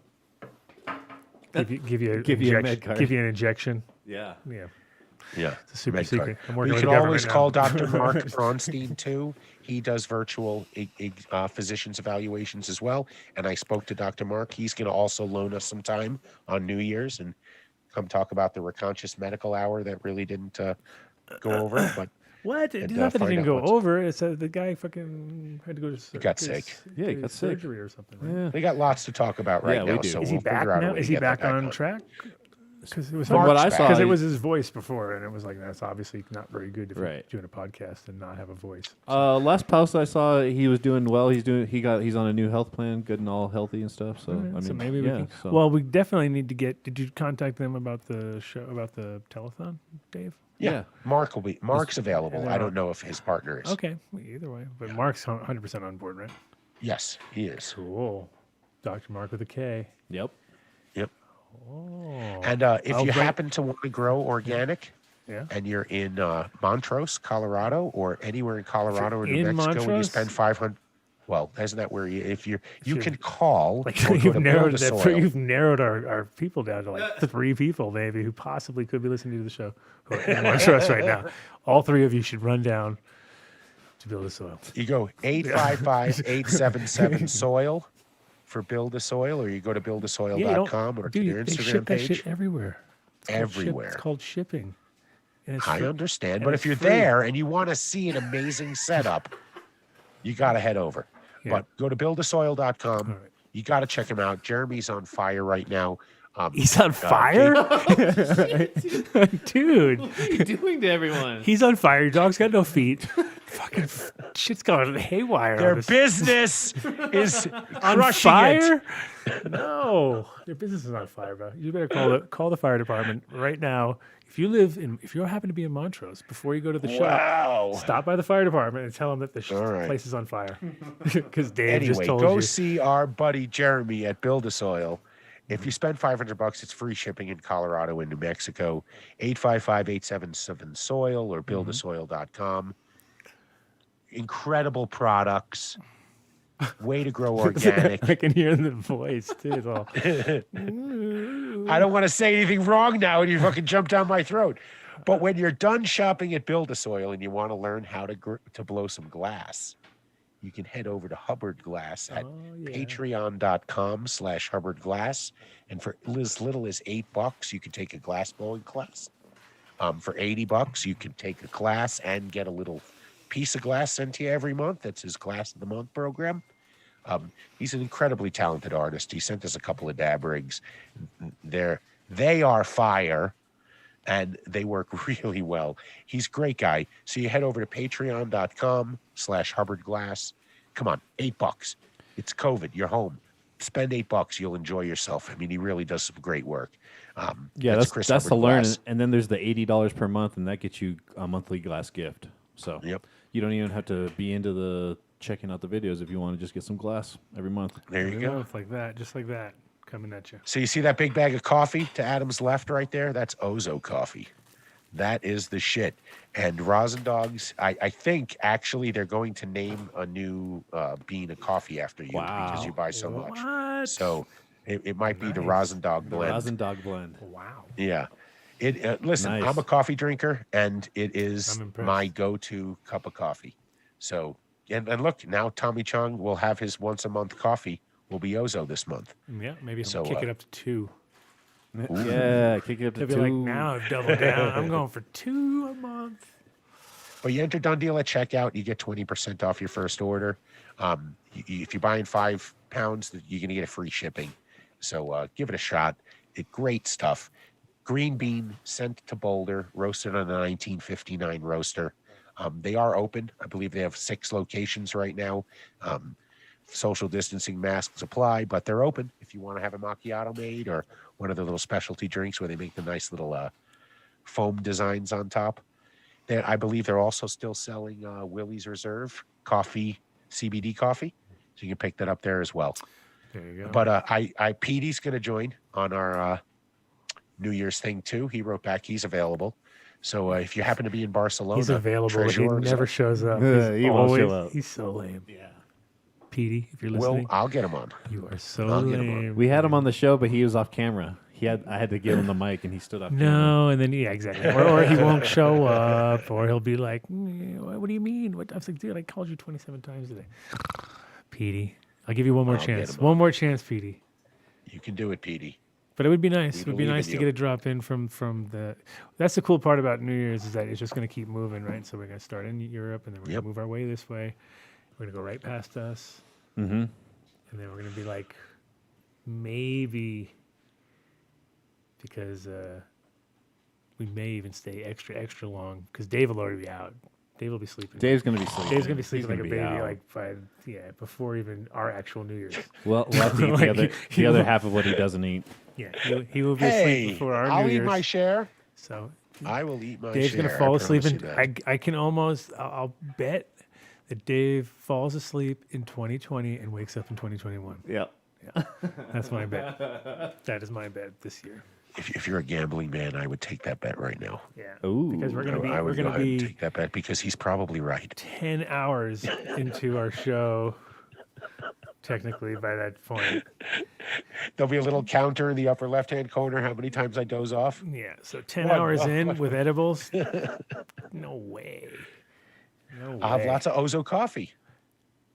Yeah, There's no rule against coffee. I'll have lots of coffee. You know what we need is we need one of those like a helmet cam kind of thing coming back so we can see the nod kicking in. Like we'll see, we'll see the fade. Oh, the camera's getting weird. Like camera keeps going down. Snap back. Whoa. Hit snapper. Oh shit! Sorry. Okay. Rosin Dogs blend all the beans that drop on the floor. I got it. That's good. It's a perfect. He's funny. It is a perfect. But Rosin Dogs will be joining us for a little bit of fan hour on New Year's. Oh, yeah, We'll anybody out there who's listening to the show? Anybody in the chat gang? I don't know how we'll have an hour for you guys. I don't know how we'll do it, but we'll get the We're getting link the out to mega everyone. thing. We're getting the mega link. Oh yeah, that's We don't give a fuck. Oh, that's fine. Yeah. No, I know Link. that. We have to let you. I know. I'm just saying. Yeah. I know. There's going to be a mega link. We're paying for the mega. We're doing Mega Link, bro. Mega link. All right. And this time it's going to work somehow magically.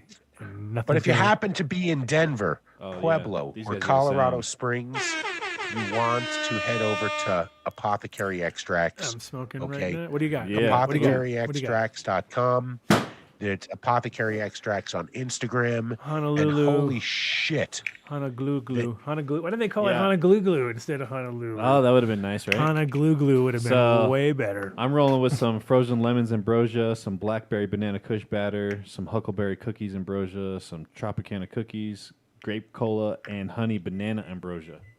Yeah, see, those are all names I don't know anything about Oh, fuck because off. all of those never You fucking guys make go it over to me. Whatever. Oh, No, I had the honey banana. Oh, I had yeah, the Tropicana. Give it to him. Give it to Poor But did you see his Instagram post today? You were talking about Whose? some apothecary, Brent. So he has something on there. It's a BHO, but it's white. Oh yeah. It is. I mean, I And thought it then was rosin. The new rosin stuff that they have some like new rosin like ambrosia, and it's weird because it's all like, it's like kind of like that white stuff that you have right there, but it has diamonds in it. It's crazy. It's weird. Holy fuck! It's like a hybrid. Yeah. Like rosin resin. Yeah. Whoa. Rosin resin. I don't know. Anyways, but yeah, if you're in Colorado, Pueblo, Colorado Springs, and Denver, you can check out Apothecary Farms. Got to ask for the done deal, and you're gonna get Yeah. a gram of ambrosia and an infused joint for $25. So, well worth it. I have one of their infused joints here that I'm looking forward to smoking. I'm gonna save it for New Year's. What? Come on. Have it smoke then. that. Come on, you have weeks. I got. It's Just gonna take me a little while to get through the smoke rest of this 12-gram joint that I rolled. No. Oh, jeez. I almost made it all the way through. I'm just gonna give this to somebody on the way home.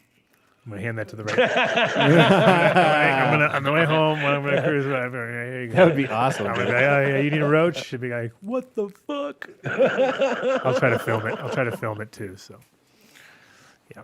Oh, you got to give it to Mark or to somebody in the studio. Come on. No. We'll give it to nobody. What are they gonna do? They don't want that roach. Nobody wants They that. don't want to smoke anyone's roach. I don't like smoking roach. So, much better for this big one. Yeah, right. But after you're done at Apothecary and you want to make your own I'll just have extracts at home, CC. I'll have CC film it. Here you go. you head to extractcraft.com and you can buy one of their 2 tabletops, their Ito Pro, and the Source. Yeah. Yep. Intel Pro and the Source Turbo. And the Source Turbo. Yes, sir. You want to make your you want to make your own essential oils, your own tincture. This is how you start, right? And according to Adam, it only has one button, so even somebody like me can't fuck it up. You know, I didn't say that. Nah, I yeah, didn't- right. I never said Finish that. it. Don't Oh, put I'll that- find a way to fuck it up. Yeah, of course. I said You would. I said Everyone I- else would be fine. I said I was bored with it because I didn't have enough to play around with. But I didn't say anything about you not being able to fuck it up. That was definitely in your mind. Okay. So, And they're quite affordable. They do a job. They'll make your tinctures. They'll make your extracts. yeah. Great company to work with. And if you want something to put in it, you head over to 420 Extractor. You can even get hand sanitizer there. They sell it by the liter, by the gallon. and they You ship. can drink that shit. The hand sanitizer. Yeah. Okay. Yeah, I don't think so. Especially, but since you're ordering it from a distillery, which actually Right. sells like straight, like drinking stuff. So Right. they're Mystic Mountain. Actually works on cleaning glass too. Little salt. It You make does. your own 420 cleaner. It does. Yep. It's good stuff. But if you're in Boulder Mhm. and you want to smoke some herb, you want to smoke some rosin, you want to eat Ooh, some edibles, nice graphics. New website. Nice graphics. you head over to 14erboulder.com, place a pre-order, and on inside. Mesmerizing. Oh, by the way, I forgot something. Green Farms Med does have a pre-order system right now. He wanted me to mention. So if you order online, you can do that. Your order will be waiting for you. You know, in and out. Boom, bang, boom. Same thing with 14er Holistics. You place your order online. You say what you want. You show up with cash. You pay them. In and out. Just takes a minute or two. Their flour right now is so spot on. You got to check out their Instagram page. It is fantastic. And that chunk of rosin, there's a graphic of him holding it in his hand. Holy moly. They're doing something fire right now. They're even making their own edibles. The rosin is their out own of control. chocolates. Yeah, it is. It's really something special. So you head over to 14erboulder.com, place a pre-order, tell them we sent you. Unfortunately, no discount right now. It's Boulder. Maybe we'll figure something out in the future. But for now, just know that the done deal is knowing that 14er exists. What are you eating there? That True Pura is really good. Yeah, all the chocolate was really good. Yeah. Yeah. Yep. I They're like really the good at gummies. what they do. Yeah, I'm into the tincture too, but That's really good. 14er Boulder. Oh, that So Mac 14er Daddy you gave Boulder. us. Oh, you got some Mac Daddy now too. Oh yeah, I got some Mac Daddy. Yep. Yeah. Mm-hmm. Yeah, so that's DJC by Mac. So should we come on? We can talk about this for a second since you have Mac in front of you. So Adam and I presented best flower for the Cannabis Business Awards last night, and they got us in a way to support cookies, which it just is what it is. But that was we did it. We didn't know we were doing it, but we did it. Got bamboozled. We got bamboozled. Send us the hate mail. Bamboozled. Send us the hate mail right now. But it But you was can't fun be event. like, ask who the winner is and then be like, no, I'm good. No, I'm good. Come on, you had to look at the list. It's so funny even on the Instagram page, there were a bunch of people just talking about how, is it, and I don't believe it is, but is it coming down to like the way the cannabis cups were? But I think Chloe throws a class event. I don't think anybody paid to win. I think that you just had to get your entries in, and if you wanted to participate, put your best flower forward. And in this competition, Cookies won. So hats off to him. That was their. It was I suppose with this year, it was their award to lose. I mean, just think about if they were going to lose it. the hype though behind Cookies. So it's like, of course, timing is perfect because they just opened the Yep. shop. Yep. So it's just like boom, boom, boom. They're not even had a chance. They haven't had the chance for their first recall, which we already saw some moldy shit coming out of there and some other bullshit. So Yep. not to say that it's not growing pains for almost anybody, but get your shit together, man. Don't have Especially moldy with those weed. prices. I know. Crazy prices. You Yep. better be going through that shit like a jeweler. Right. Right. Anyways, 14er Boulder. So 14er Boulder. All right, I love them. Yes. love Oh, 'em. Tommy, you fucked Fish up, shit. Dave. Dave fucked up. Dave All right, fucked listen, up. Dave was so worried great. about singing songs with Tommy, like he really wanted to put us all on I the know. spot, and we have us all sing up in smoke. That would have been great. which it could have been, would have, should have, could have. That would have Tommy been would have felt great. weird. It would have been strange. And you can't sing He together would on have Zoom, loved man. it. It's not singable. Like, dude, we'd be all like, in smoke. Yeah, no, echo. That's where my money We would be all off. goes. It'd be terrible. It sounded like we were wasted. Yeah, Yeah. just pretty much sounding we're all. What do you wasted. mean? Sounds like. Pretty much gonna sound like that, I think, too, right? After 10 grams of herb, you're going to sound like that. Holy shit. Who's So- up? Fish shit. So Yes, there so are, listen, Tommy, you get our best Salty Tommy, we're gonna call him from now on until he's happy. 25% off if you enter Done Deal at checkout. It is our biggest Done Deal that we offer, and the product works. Okay, used it on our vegetable garden here, use it on your grass, use it anywhere. It if you're growing plants, it works. That's it. Boom, mic drop, Done Deal. There you go. That was it. Very uninspirational. You can talk about Tommy too. For a guy who just let somebody down for like the rest for his lifelong dream. It wasn't really much of a like, hey, bro. What do you mean? You solved it. He's going to be on a New Year's in the same time slot. You said it. You said the right words. I solved it. Yeah. Took me You solved it. I was like, wait a minute. Here we go. We have a. But if you'd like to win a 5-liter, yeah. you can easily send us your rendition Photoshop or your graphic or your painting of a fish in a diaper. Yep. Sounds elegant. As elegant as that sounds. It works. It helps. That's how you win. It helps if it's like the last one, like Dave Davis. That was amazing. Could be me. Could be whatever. But I'm still looking for the Matrix, guys. All I want is the Matrix of fish. Yeah. So someone can do. I'll end up doing it. Like anything in life. See, look how simple it is. That $500. that picture, can you believe it? That's worth $500 right there. That. Oh, you're showing it again? Oh yeah, dude. Of course we're showing it again. That was your That was you for a while. Yeah, I played a joke on you. Oh, is that me up on the screen? Yeah. You weren't even you for a long time. Wrong for the wrong time. So yeah, just get to us and we'll get you some fish shit as a sample. And I know Keith got a sample recently. I know a few other people. So there'll be able to be some tests. There'll be some new testimonies coming around the corner. And I was, like I said, I ran out the other day and I was like, oh no. Just when I needed it most. So he's going to have to get that shit out to me quick, man. Well, this is what you want to make sure you always have on you. So if you're a smoker, you have a dab rig, you had a pipe, this is just the best alcohol pad out there right now. Yep. Terpwipes.com. You can buy it just a one-off, or you can go and do their monthly subscription. I believe you get 10% off by entering Dunn Deal. They're good guys, man, and they make a great product. You open the pad up, you'll see it's 4 times the size of a regular little alcohol pad, and 4 times the size. 4 times the size of the leading brand. No, but it works good. It's funny. Actually, that's why we started the show like a minute late. You were like, "Oh, wait a second, I got to clean off. I got a terp wipe out," and you cleaned off your rig. I did, because it was all gooey, ooey. And Didn't want to have a gooey rig for Tom.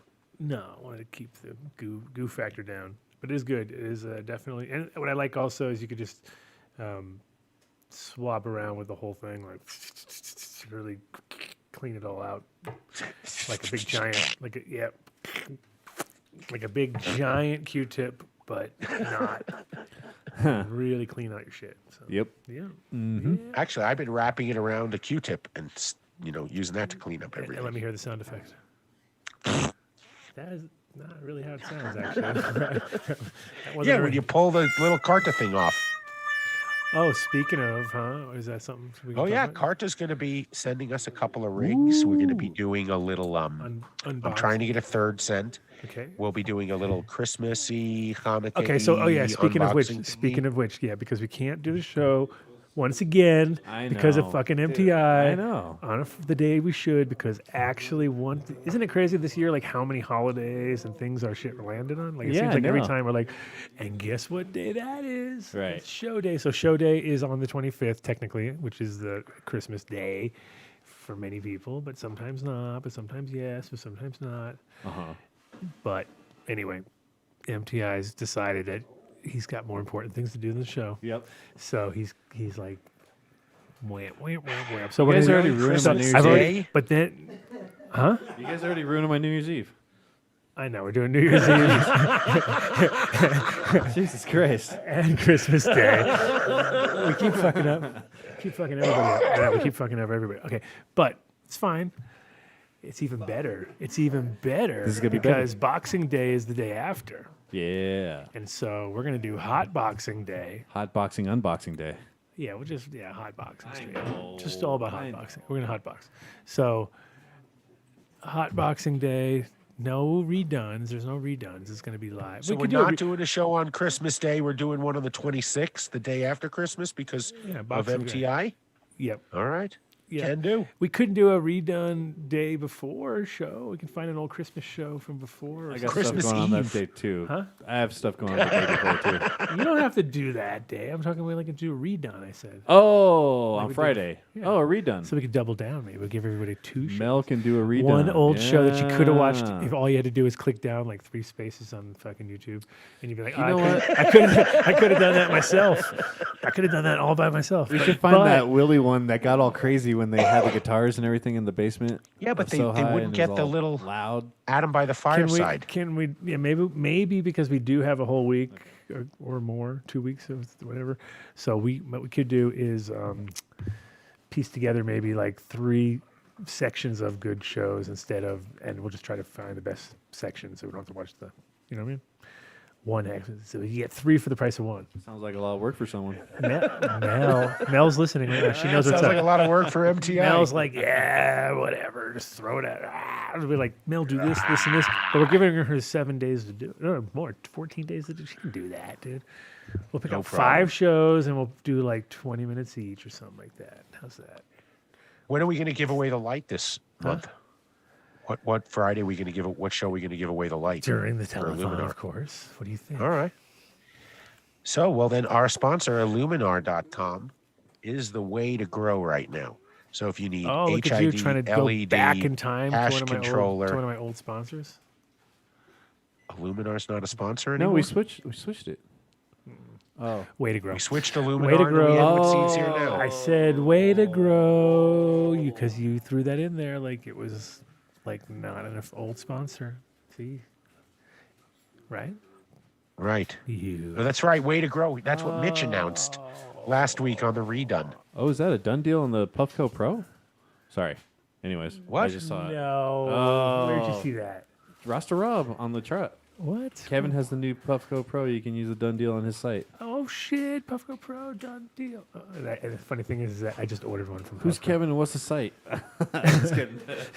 Kevin from the glass cabinet. Oh, Kevin from the show. oh, cool. Kevin from the show today. That's right. So glass cabinet. I didn't know who he but was talking about. But right now it's still Canada cabinet, I believe. So I don't know. We have to. I think Ross Rob should send us the exact link that comes to get that from. So that would make sense, right? Or something. Yeah. So basically, I just got like, because the other night I got all scared. This thing fucking started dying on me. Mm-hmm. And I was like, oh, it's dead. And everything didn't work. And it was all fizzling and making weird colors. And it wasn't doing the full rainbow bright, though. It was doing this other weird thing where between the red and the white and kind of like. Anyway, so. Oh, no. It means it was giving you the almost dead. So 3 in the morning. And I'm like, all right, I guess I got to get a new one. So I looked online for the Pro and to the normal site that I would go to, which is usually about $50 cheaper, maybe. Yeah. And they were sold out and expecting after Christmas. And I was like, no. So then I go on to Puffco's site themselves. And I go, I could get one direct from them. And then I have the receipt to complain to the guy when it breaks and be like, come on the show so I can show you. When he goes, did you buy that from some little hokey shop somewhere? Because I'm sure that's their go-to reasoning that doesn't work, you know. But you know what's going to happen is that thing's never going to break because I have the receipt and I bought it directly from the place. Not that it's a better way to do it, but it's just fucking karma. Just because before I've had this would be number 3 right now, I guess, or something, you know. Third base, bro. It's my Third time's a charm. I got one once, right? The one that Bob got me. It worked for 34 dabs for the judging of the competition, and then it broke. So here's the thing. Now we're going to get the new Carta. I have a brand new Carta and a brand new Pro, and I'm going to use them side by side, and I'm going to try to do an equal run at them, and I can do my true. All right. Yeah, it'll be really interesting. True review. True review. review. If I can't say it, you know I got really work. True review. True review. Yes. True view. So anyway, yes. So Carta's going to be giving us a couple pieces to towards the show, and since you guys both have one, I definitely get one.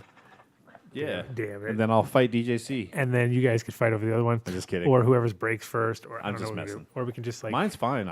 Mine's great. You know what we could do? Huh. we can do on Boxing Day. We could give away your old one because it's still great, and you can have a brand new one. And that's the true meaning of Boxing Day. Someone wants my old COVID ass bong. Fuck yeah! They're like, that's an MTI fucking Bong, bro, from Adam Dunn MTI show. COVID. He's huge, bro. You can. How much COVID do you have? Just a little bit. That's all right then. Okay. You're good. As long as it's just a little bit of COVID. Just a So we also little got a bit. whole bunch of stuff from Hamilton Devices. The Oh, little yeah. double perk stuff. I Show would me hold one the of those. boxes up, but they Show don't work. where is it things? Because I sent Mark a photo of it. Yeah, Yeah. I know. But you want me to show them to you? show the photo because it's pretty funny stuff. Okay. And you're gonna do an oh, there you go. Well, yeah, he's got it. That's what I was Can asking. you see it? Never mind. I was asking. Yeah, Oh sorta, no, kinda. you and your Zoom background sucks. Nah, forget it. He's gonna put a photo. Anyway, they got some crazy shit, right? That's that the double Dugan right there. Yeah. Okay, so that's two cartridges inside of a dome. All right, here it comes. Okay. Anyway, It's coming. I Here was- it is.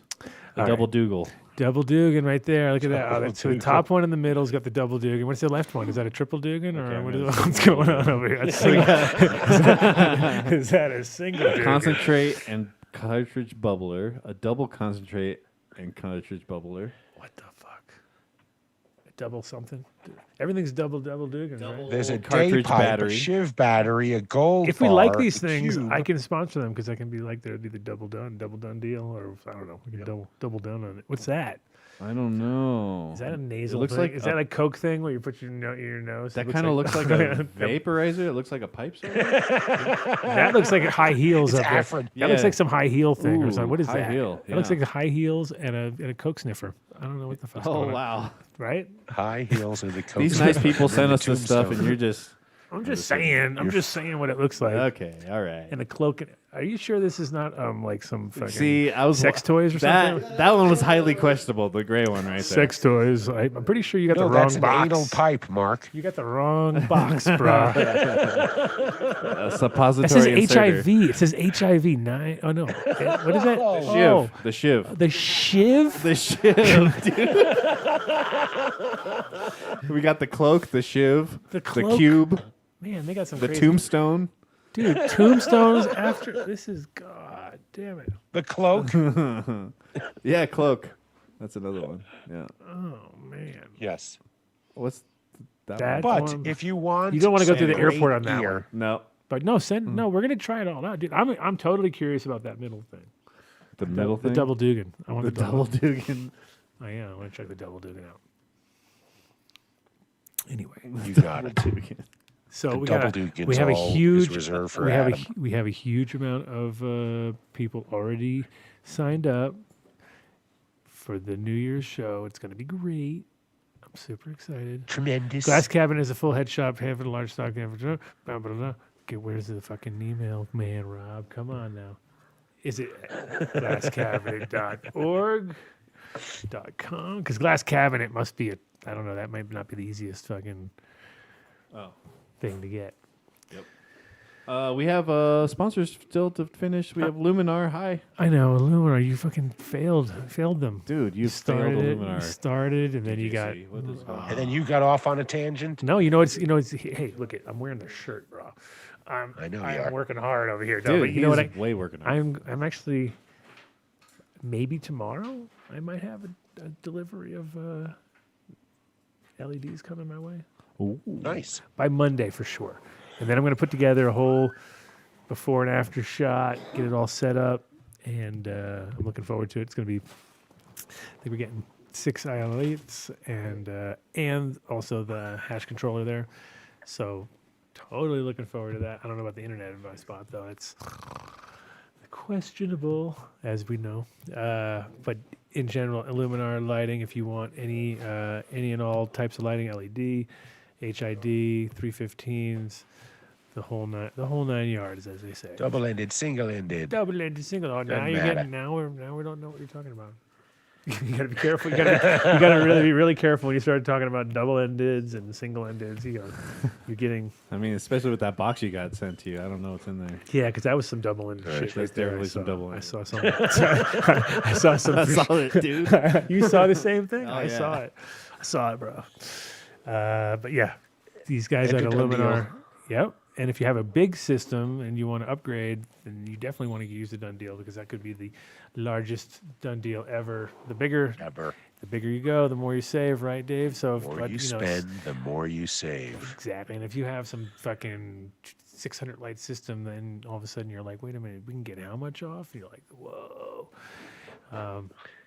Yeah, so that's Give them a try. They're a fantastic company. Reach out to them. Did you keep that thing alive that we talked about a while ago? It was the little mini deal, the mini deal that was supposed to go down that you were in charge of, Dave? Yeah.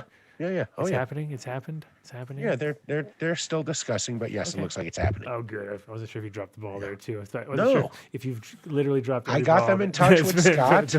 All right, I'm telling you. Okay, I know you talked about it through and Oh, made good. sure we had a done deal going and That's all that sent them matters. over. That's all that matters. Yeah. But yeah, Illuminar Lighting every month, last Friday of the month, which we'll be at during the 12-hour Canathon, and we'll give them. I don't know. We either Scott. Who knows? I think we have a confirmation from DJ Wonka also. By the way, Dave, add him to the list. The world DJ famous Wonka? The world famous DJ Wonka, yes. He's actually, it's illegal for him to play live, so this is kind of the only way he could probably do it. He's court ordered to not play live in front of people, so. Well, that sucks. I know, right? DJ Wonka. Had the same. It's the same as like the crack law, the crack house law. You know, when they're like too many people smoking drugs in a building, and therefore they hit you with the crack hit. So you could technically, if you're like 5 guys sitting in your house, fucking smoking weed, and they decide that they wanted to throw it at you. But for DJs, they were giving it to DJs at rave during the rave thing. You know? Wow. Yeah. And they were like, and he got busted. And the judge literally said, You're not allowed to play electronic music through amplified instruments in front of people. Like they laid it down like as clear as day. technical. As clear as day, but yet at the same time. So then he would just go and put wigs on and go and do gigs. And then have a different name and come up, and play. So anyway, so we're going to have him come on and play. Nice. You know? And then Marlon Asher also confirmed. Hey, let's just finish seeds here now, and then I'll read the list off of everybody we got. Oh, that was a tease it Wonka. all. DJ Wonka was the perfect transition right there. Anyway, 'cause I've heard James knows him personally. So you head over to seedsherenow.com and you enter Done Deal at checkout, and you will get a tremendous discount. Kind of don't know what it is, but it'll be a discount. He worked. I mean, I was so impressed when I met James how he treats the geneticists, the breeders that have seeds through his catalog. He really does treat them like colleagues. So everyone is remunerated on every sale. There's none of this crap that Those you're big gonna. words Dave's throwing out there in his fucking He's his gonna monologue, take money his, and then his manifesto he's throwing down. And then he said, "It's all right." remuneration. James is the best. James is the best. Just No, he leave it really at does. that. Come on. Listen, if you have a problem, his customer service is second to none. He makes sure Guarantees, you're treated right. He guarantees every seed. If That's it doesn't it. pop, you tell him and send you a new one. That's about That's as good it. as it gets. Also, in general, though, we have James Bean Man on the scene. I don't know if he's listening, but if he is, he wants to jump in. I know next week he's got a whole crazy show lined up, but we're going to confirm it before I start announcing anything, but it looks really good. It's going to be a full grow, all breeders. It's going to be one of those episodes. Everyone's going to be like, oh, man, you need to do this more often, but it's fine, guys. Keep it all. Nice. You see what we do? We jump around. We go from like super famous people to like small breeders, whatever, and everything in between. So Everyday man on the scene. well, James Bean Man on the scene, of course, he throws That's it right. down. He throws down as always, and you can go to seedsherenow.com, check out every day. There's a new deal every day going down. Yep. But the site is tighter than ever and super easy to use, and you can check out. I think I'm sure because of the end of the year too, he's going to have all sorts of crazy things coming up, and we'll have. He's gonna have to clean out the safe. It is. It's time Clean to out that it's the seed end of the safe. year deal when you start looking. Yep. When you, oh man, I forgot about that. And you guys got to join us. We're going to do a 5280 challenge for 12 hours on New Year's. It's gonna be more than 5280. I already figured this out. It's gonna be like, Oh yeah. yeah. It's gonna be 12,000. more. Well, then if I have We're to gonna have- secure more, you got to tell me. We're gonna need more because we're gonna need different spots too. We're gonna need, like, you're not coming out of the house, so what the fuck? What happens when you get all 5280? Because that's the plan. So Yeah, We're I'm going to be at have home, too. matching. I'm just kidding. We'll have I'm matching messing with you. edibles to eat. yeah, Everything you have in the studio, I'll have here too, okay. and so it won't matter.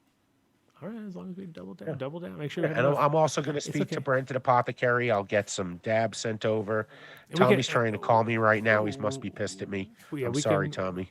And we can have. I mean, the good thing is like with the tinctures and stuff, that's like super concentrated. So we can come up with a number on the tinctures for drops per thing, and at a certain point, we can opt out for the actual product if we don't like, either we don't have it or they run out of it, or if it's like I don't like gelatin, for instance.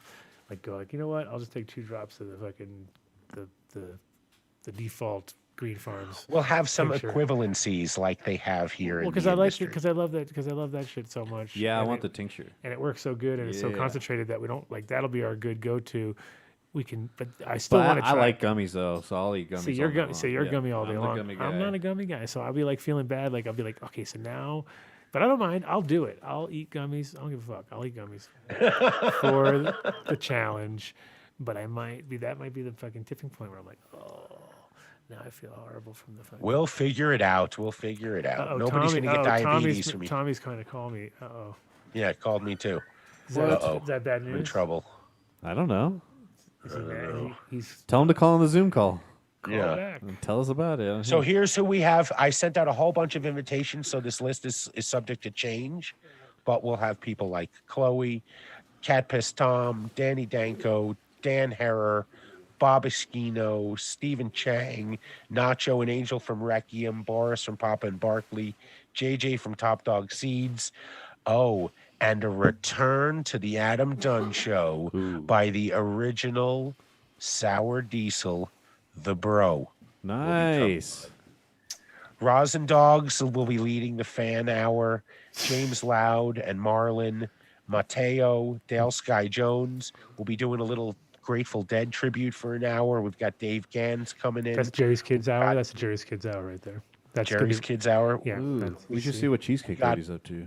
Oh, definitely. Maybe Cheesecake. she can Got pop Pete, in on the the phone. former road manager for DSO, who's OG33, who is just an incredible grower, got his whole grow pimped out, and now is setting up shop in Oklahoma. Oh, wait a minute. Is that, Rob the guy, Corr- is that the guy with the Pit My thing we talked about? No, he was on the show. I know. You know, that's they the guy. pimped That's his the one. grow out. Okay, that's the one. But we never had him on the show, right?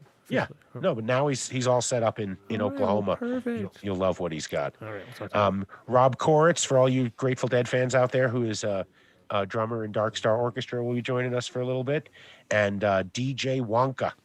And so you heard it here. Oh, my other podcast, Sofa Bab's got to pop in for a little bit too. Sofabab, that's right. There you go. Now it's fucking totally worth it. Yeah. It wasn't it before, but It wasn't. There we go. I had to throw that in there in case was- you were about to up, leave. up until that point, it was like, Yeah. whatever.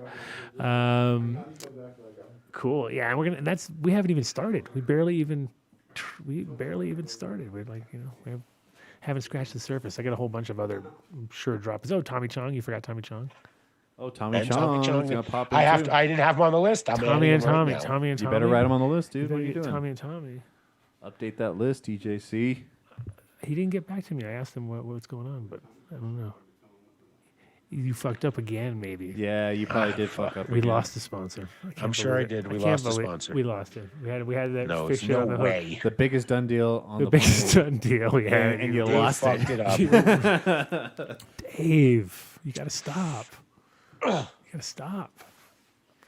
Hey, shout out to my college roommates, Eddie and Mike. Thanks for watching tonight. I appreciate you guys. Great catching up with you.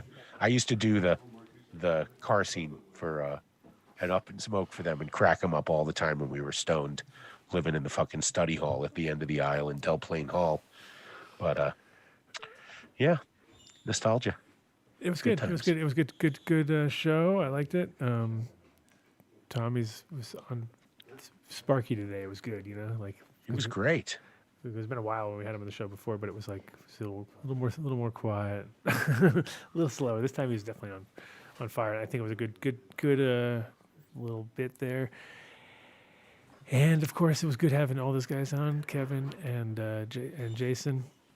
That was also dope. And we definitely have to talk to Jason now. And now that we know we have a guy who worked with all those different, he worked for fucking all these incredible sports things, you know, like the telethon. We may have to bring him on for production value. We may have to have the Absolutely.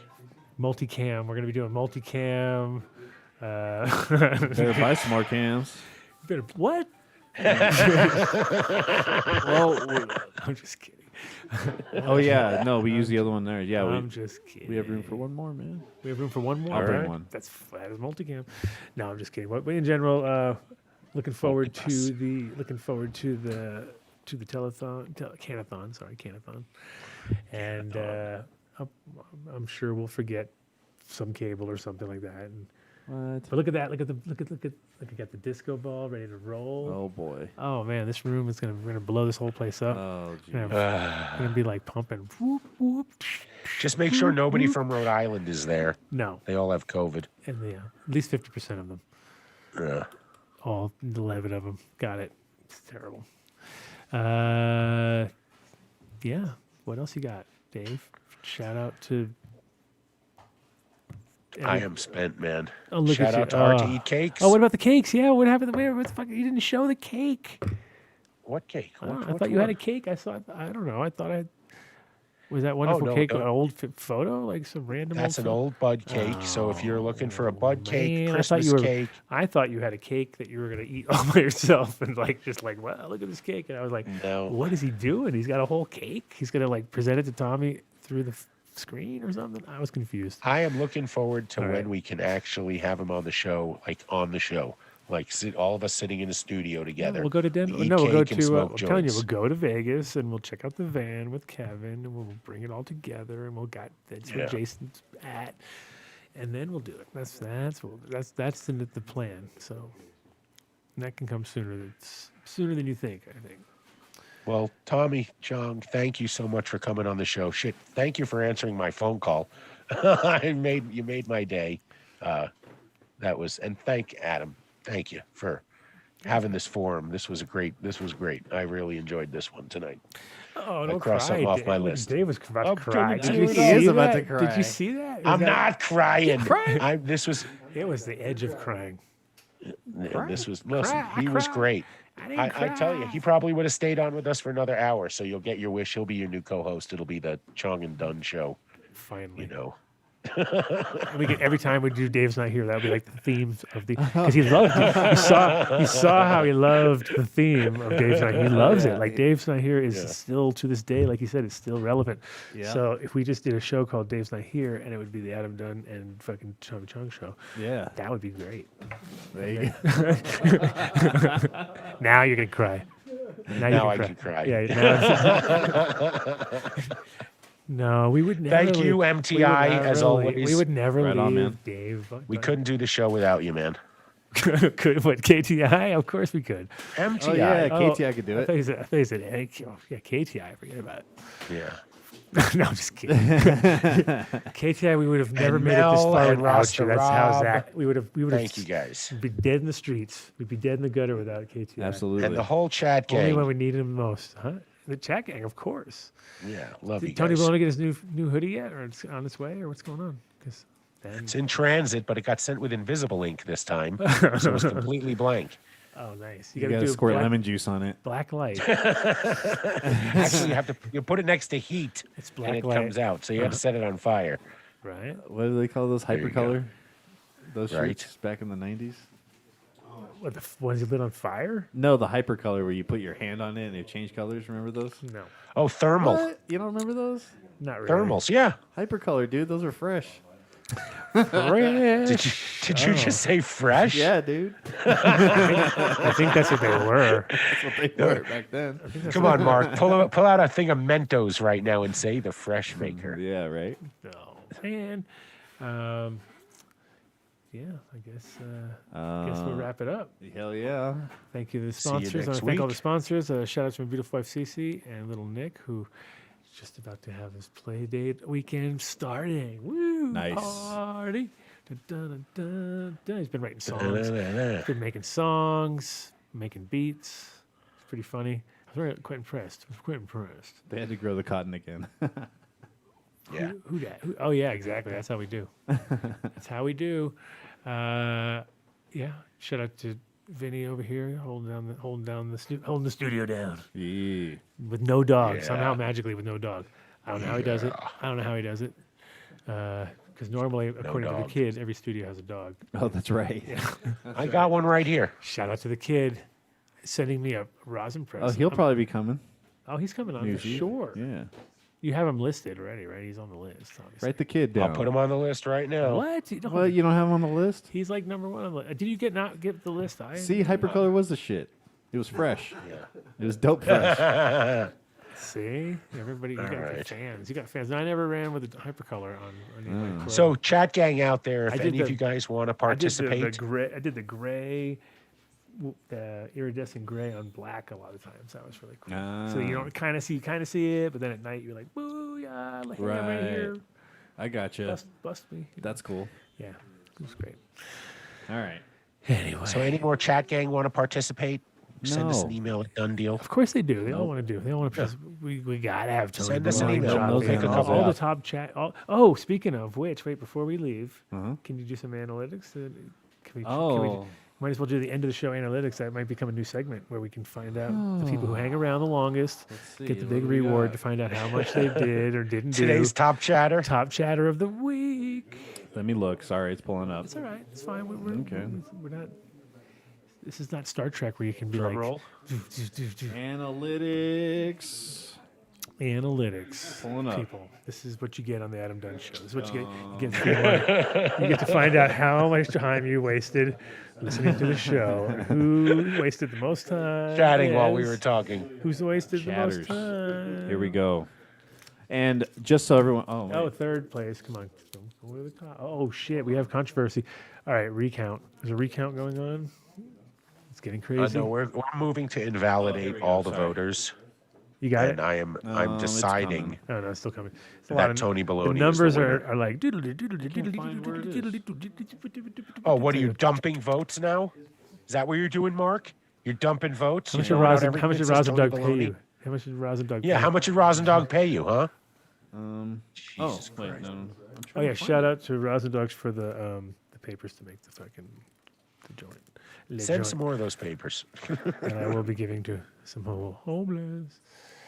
How old are these listeners? They're not old, Tony. Come on. No, they're. I think our average listeners are probably like 45 years old or something, right? 46. Okay. 42. I think I found it. You found it? I think I did. Hold on. Oh. No. Chat trends. Hold on. I'm looking.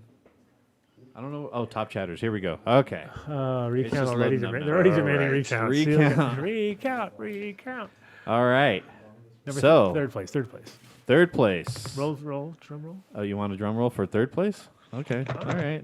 Drum roll for third place. Here we go. Third place, guys, is Olden Genetics with 102 chats. Oh, is that a newcomer? Yeah. Newcomer. Olden Genetics. Okay. And then at number 2, we have Rosendogs with 159. Shit, Oh.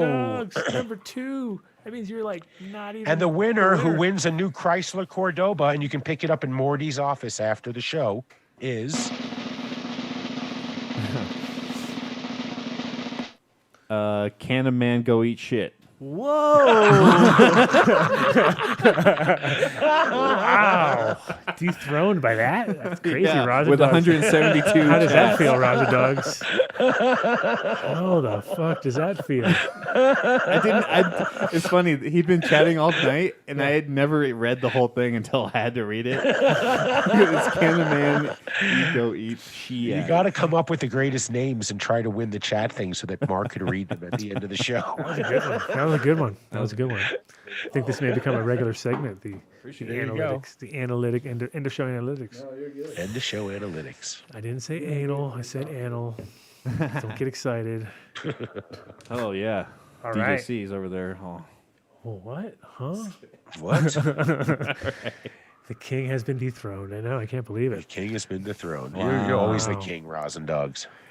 All right, my friends. All right. Well, see you guys next week. So we have a jam-packed show coming to you from Jam-packed.